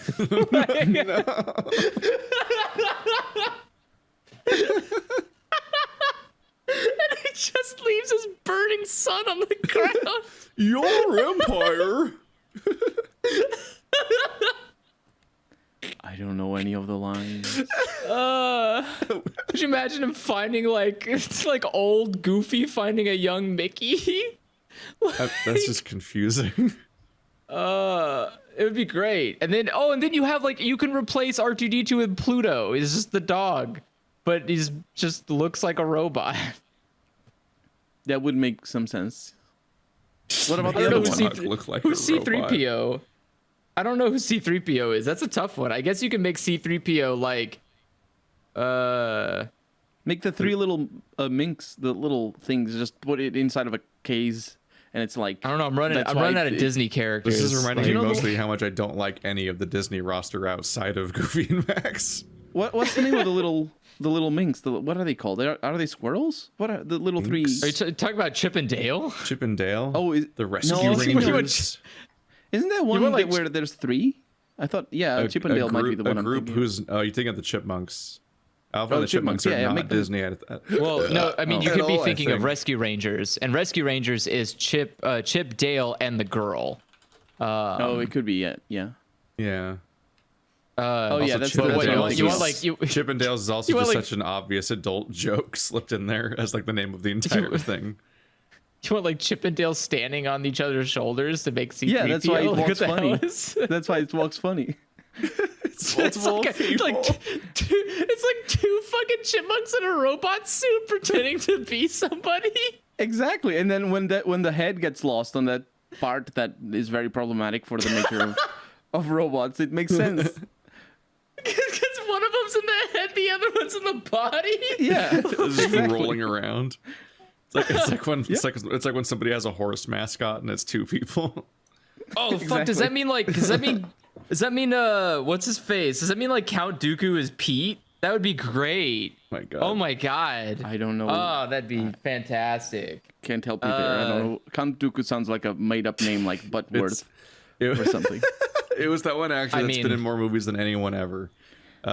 Wait, who is? Now he's dead. Who's That was a bad Yoda? summary of somebody's career. He was in more movies than anyone ever, and now he's dead. He played Saruman. Oh, Christopher Lee? Yeah, Christopher Lee played Count Dooku. He does Star Wars? My God, he's that in, man. He's in every. I mean, his IMDb Liam is like Neeson- 400 movies. Liam Neeson is in the first Star Wars prequel. Like Isn't he's he from Qui-Gon Star Trek? Jinn. Yeah, He's the Yeah. Make it so, right? and I guess he's still in movies. I thought he like self-destructed when he had that creepy quote about wanting to murder somebody. Oh yeah, not. I saw that. That was like distressing for several reasons, but also I was like, why did you just volunteer this? Did you decide that this interview is just the end of your career? But like, I've seen another movie he was in, so I'm like, I guess I don't know if that actually had the fallout I thought it was going to have, but I thought his career was it over never with does. that conversation. I was like, what the fuck? not- Why did he do this? Yeah, I can't think of a Yoda character for Disney. I don't know who like would play Yoda. I don't know the Disney pantheon Oh! very well. I don't care about any of them. You can switch it up and have Kermit the Frog be Yoda. Oh no, don't remind me that Disney like snatched up Disney, fucking. Yeah, that makes me Disney owns sad. Jim Henson Corporation, so they That's can just put fucking That's a really sad They story. own everything. They own everything. Kermit in. Yeah, but Jim Henson Star Wars specifically is like a movie. really sad story about how they got it. I don't like any of that.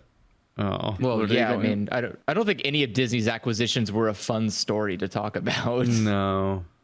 Like, it's not as if yeah. But that was like a of course it's feud terrible. for a while. Well, I mean, it's And I- also and I- more depressing when you realize that like he died without having really any of the things he wanted happening. Oh yeah, because So- at the core of this whole story is a guy that he overworked himself so hard for so long that he just died one day in the middle of all these productions at a really young age, and then people just kind of tried to keep going, like, oh fuck, he's just dead. Yep. It's like Yeah. the Disney story about how Disney died, except you actually care. Because No, Disney killed himself because he's a fucking idiot. Like, hey, Walt, maybe you should stop smoking 2 packs of cigarettes a day. Nah, busted gonna smoke- unions. And I'm now gonna he's smoke- dead. yeah. And you're like, well, I'm kind of seeing a problem here, bud. Did he actually die because of smoking too much? Yes, he died of lung cancer. It's, Walt Disney was a notoriously heavy smoker, and against every fucking person who told him otherwise, including the stupid horrid amount of money he had that had access to doctors that no one could have, telling him, Walt, you're gonna fucking die. It's like, nah. He was the original anti-masker.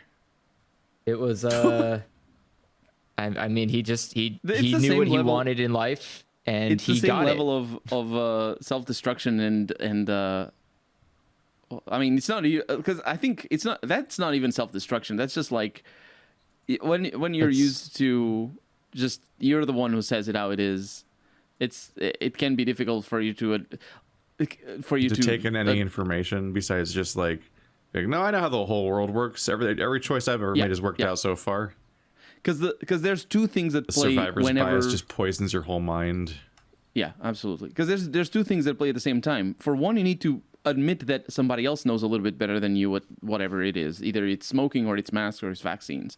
And on the other one, it's you need to acquiesce to them. So you need to not only do you need to admit that you don't know as much as you maybe wanted to, but also you need to change the way you act based on that fact. So it's a double whammy of you just sitting the fuck down and knowing your place because you're not a doctor, and then you smoked yourself to death.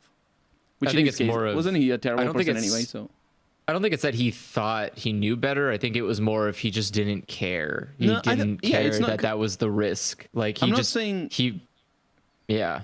I'm not saying like it's a conscious thing. Maybe he probably knew. He probably admitted in his even to other people. But like it's sort of like it's one thing to say it, it's another thing to do anything about it and to believe it. It's like the adage about teenagers thinking they're invincible. Like, they don't say it out loud unless that's sort of like a bad script, but there's that that the behavior reflects it, the idea, in a not entirely literal sense. I think for him there just wasn't any benefit to quitting. Like, quitting smoking didn't really provide any positive outcomes. It only would make his life more painful and stressful.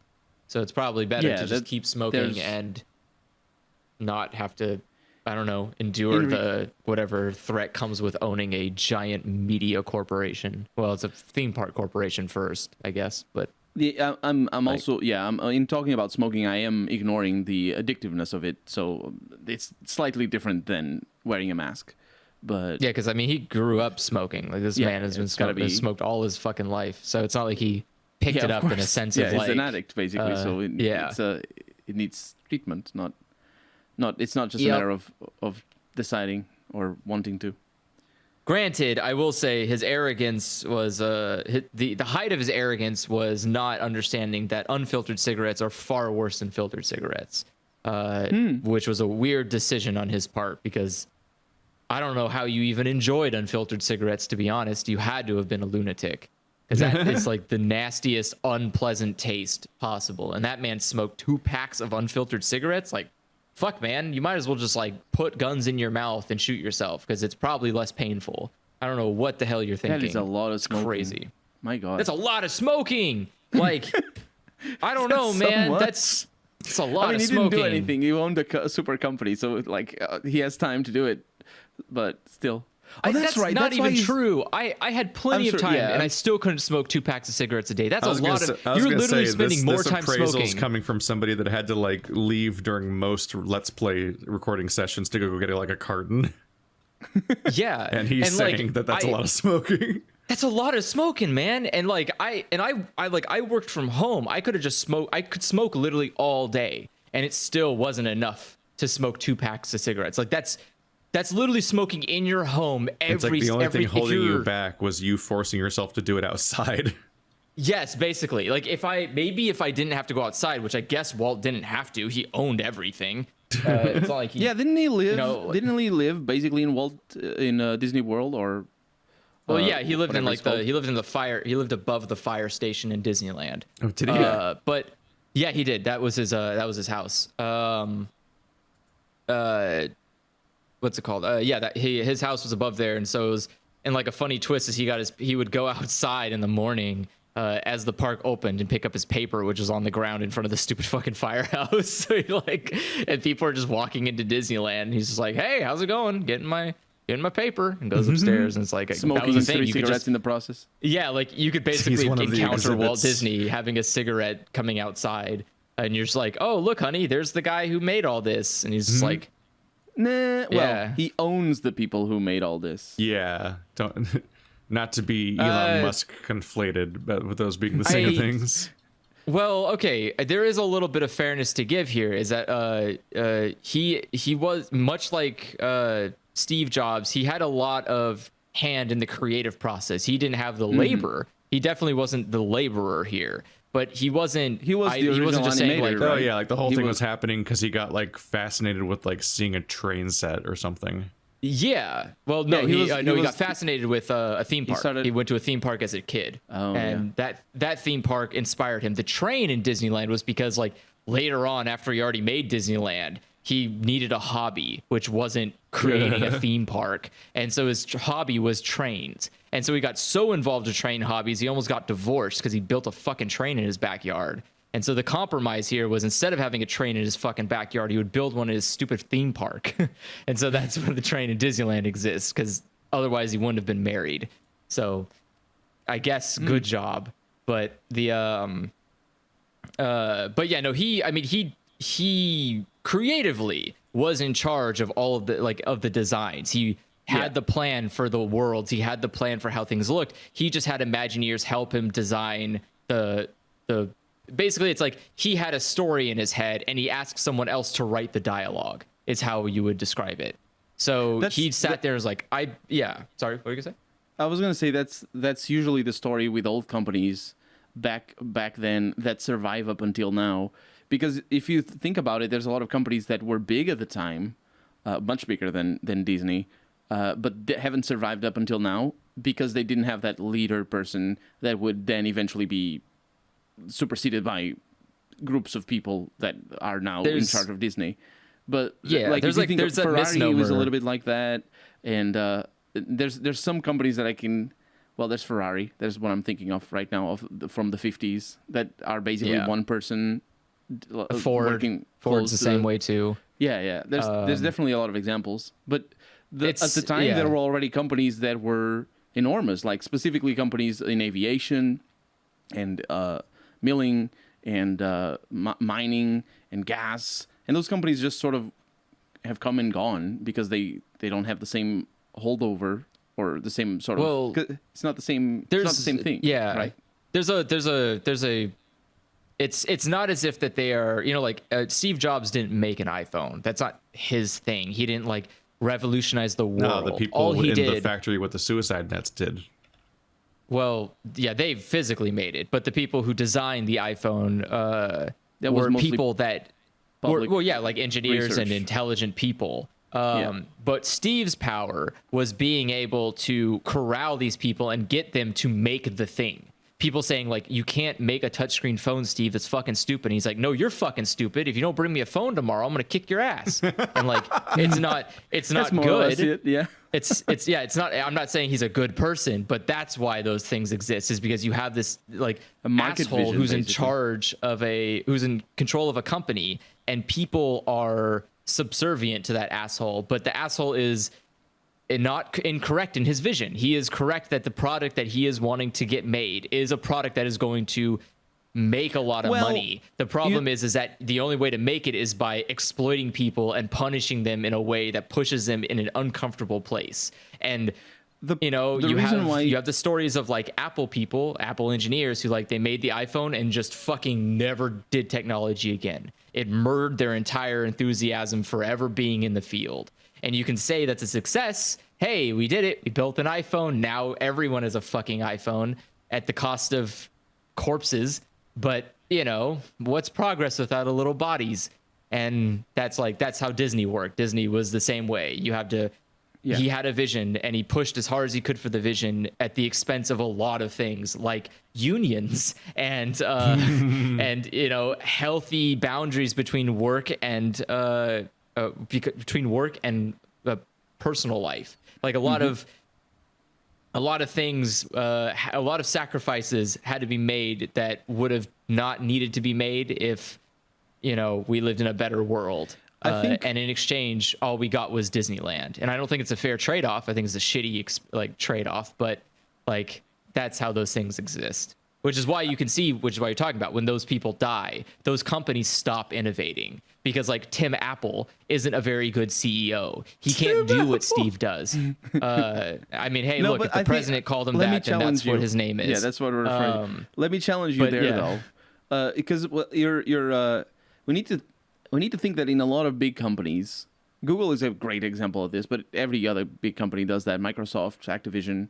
Especially in technology, or rather in information technology rather than other companies. What they do is they apply a scattergun sort of technique. Like, because you said Steve Jobs had the right idea when he made the iPhone, but he had the idea about the iMac before, that colorful screen computer. There was the original iBook as well. I think it was an iBook that was just like a portable computer. That was also all colorful back in the 2000s, and they shifted all the Mac. I think it was because of him that they shifted to PowerPC, all their platforms from Intel to PowerPC. I think they started off as Intel in the 90s, and then they shifted. And so he made a lot of wrong decisions at Apple. And in fact, the reason why he was sacked is they kicked him out. Other ones. He got kicked out because he made wrong decisions, and not wrong decisions as in like. It's one thing to say that it was. It's like how people remember the Trump becoming president, but they don't remember him trying to sell steaks at like a clothing store. Yeah, or the 6 or 7 companies that he bankrupted, or his airplanes that had golden Or toilet, his toilet general paper or net whatever. negative at running business. Yeah, is it because that's how big companies work though, because the return is so enormous for a big company that it is okay to fail a lot. And then and so what they Not do, in Apple's case. Not in Apple's Apple's case case, was that is very true. close to running out of failures. exactly, Microsoft was the one that saved them basically. But that was a different reason. They did that to avoid a huge lawsuit in monopoly, because basically that was if they part didn't, of the reason though. no, that was the whole reason. If Apple didn't survive, Microsoft would have been in a lot of trouble because they were the only computer company. And what do Oh, I you see do? what you mean. You're a mega you're like a mega monopoly. Every computer in the planet was using Windows. And if you don't Mm-hmm. have competition, which Microsoft isn't going around making, then you're going to have a hard time surviving. Yeah, I see what you mean. In a land where monopolies are illegal. Open monopolies are illegal. So like Apple had to survive, which was the Yeah. only reason Apple survived. I was gonna Yeah, say, they were isn't so the close. world, or at least American economy, like more monopolistic now than it was before they started breaking up monopolies? Yeah, Yes. yeah, absolutely. It's absolutely ridiculous. It's like I said before, they'll always find the loophole or the excuse. Well, so it's not that it became more monopolistic. It's that it's you not stop, we. yeah, you stopped It's more fighting that monopolies, basically. you have Republicans constantly defanging the FCC, and the less power the FCC has to break up corporations or have the money to go through and deal with all of these different acquisitions and mergers and going, actually, no, we did research and like Disney owning 90% of all global media is actually a bad thing for the economy. So let's like not let that happen. Instead of them having that authority and power, they have like less money, less time. And it's like the IRS. The IRS would work fantastically in getting all of those people who don't pay taxes if they had money to to afford paying people to do research and finding those people who don't pay taxes. But if you keep defunding those institutions, then they become far less useful. Because the And people so the with the FCC most money have the most ability to then actually pay for the outcomes they want in the government. Yeah. And so then the Yeah, and so government doesn't care about rich people and lets them just do whatever they want. And that's Yep, why and climate so- change. Yeah. Well, yeah. I mean, Yeah, that's I would basically it. say Why most of our climate change problems, is- honestly. yeah, almost every problem can be drawn back to somebody saying, actually, this would make me more money if we didn't do anything good. And you can go, oh, okay. Yeah. Thanks.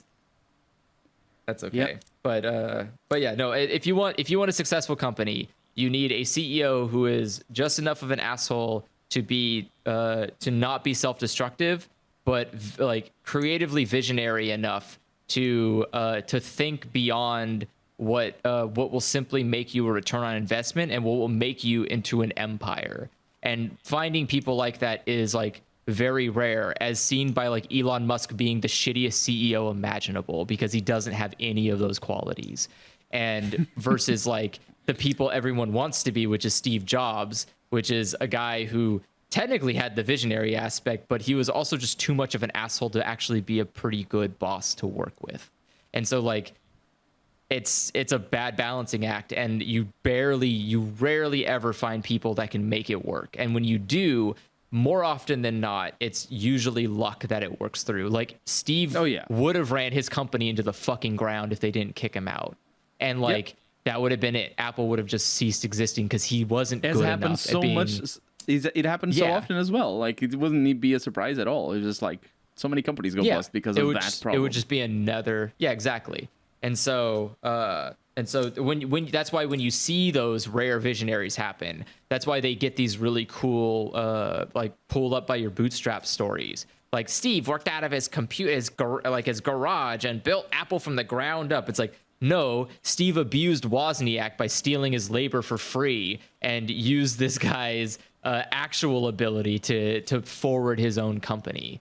Like, you look at like Walt Disney was the same way. Walt Disney didn't come from nothing. He had no money, but he basically showed up and abused like animators and stole public works and turned them into profitable cartoons for a market that didn't have cartoons, and used that money to create something on the backs of other people. Basically on the back of Anaheim. Poor fucking Anaheim City is just gone now. It's just Disneyland City. Like, but it's, yeah, and those, I don't know, those kind of things are, like Florida is the same way. Florida, like all of the Florida theme park was done by shitty rezoning efforts. Like he basically paid politicians off to get those zoning rights and created a giant, unnecessarily massive theme park in the middle of Florida, which doesn't, I don't think really it contributes much to the to the state itself. If you have enough power, you just, which is just money, you get to just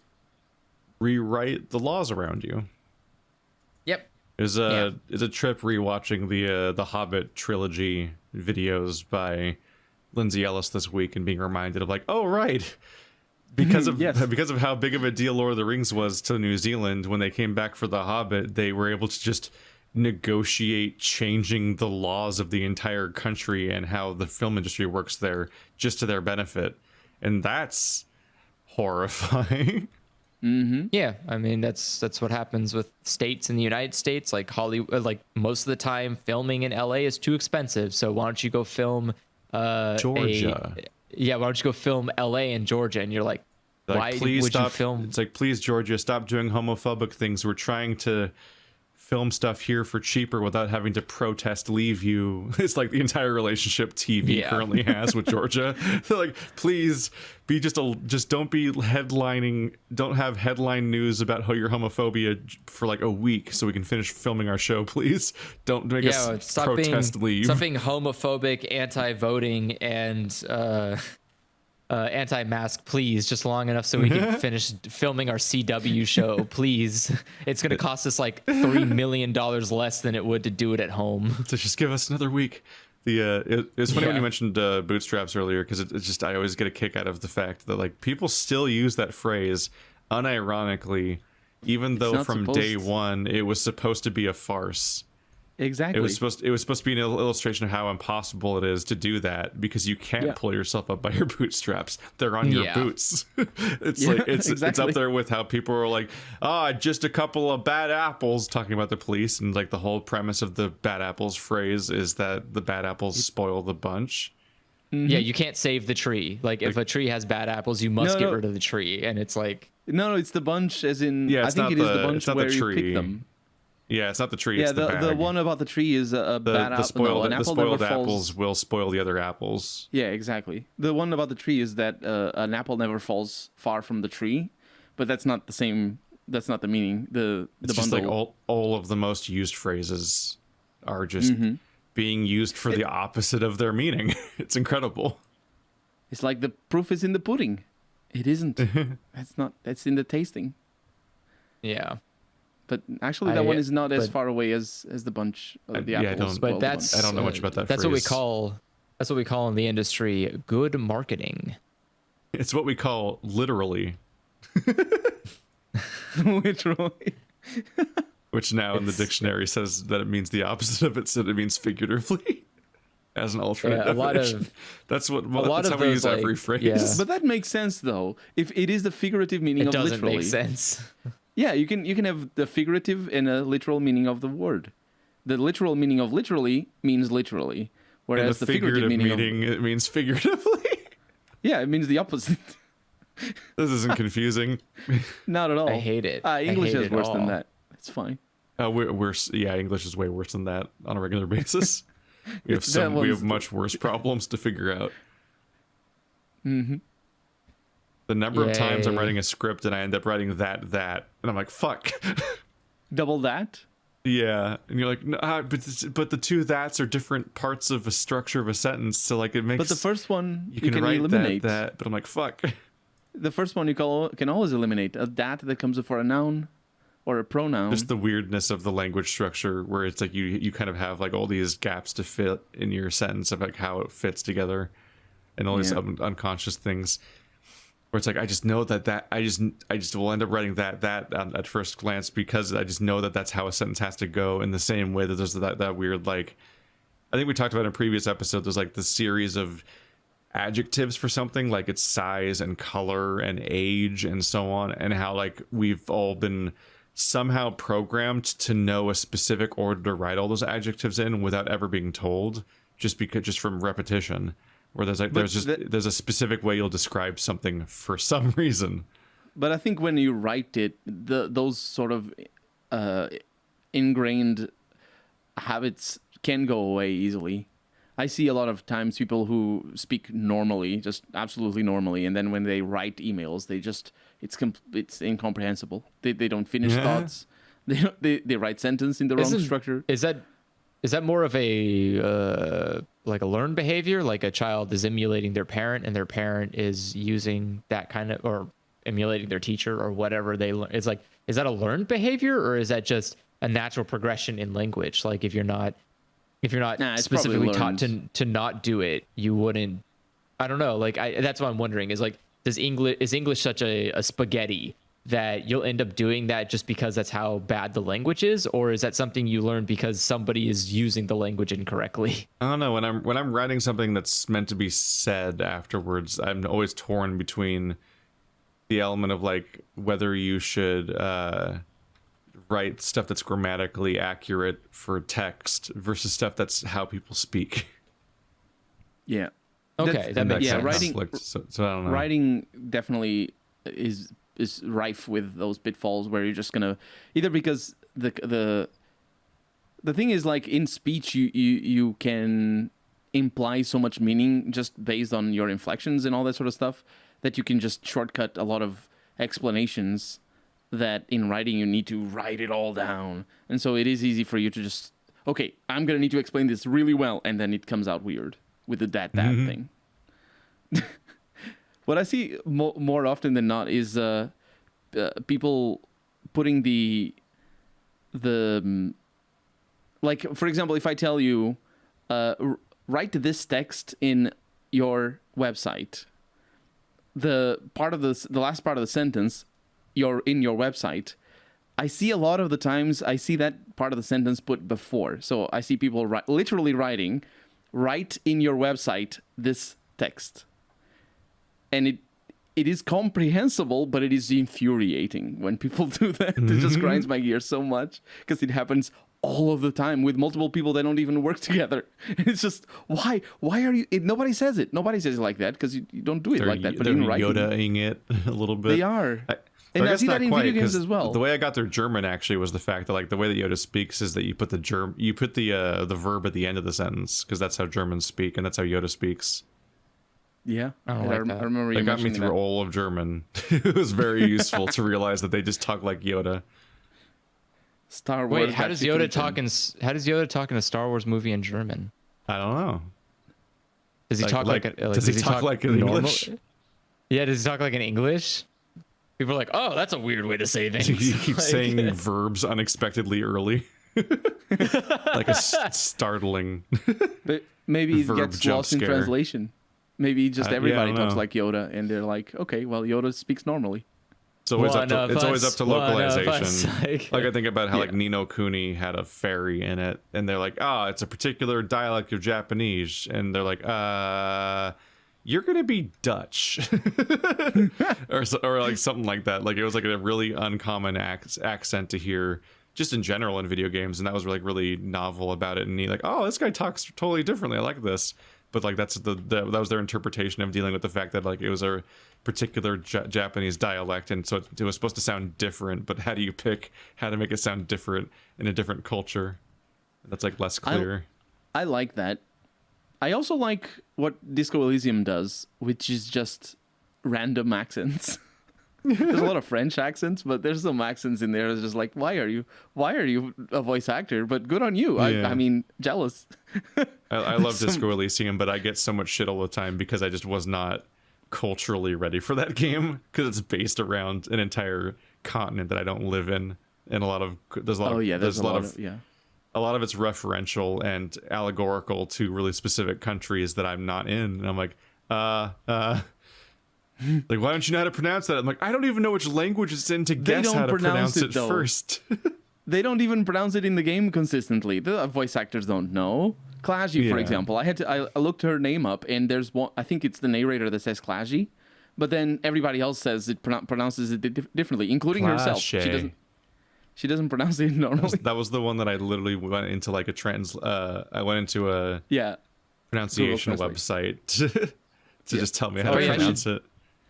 I should finish that game now that it's voiced, because I think that was like my biggest hurdle Yeah, when I didn't you started play playing. I one was like, part and you were like, eh? yeah. You talked to I was some like, old. this is You went straight to the old people that I didn't talk to for like 4 days. I'm like, oh, and then you stopped immediately.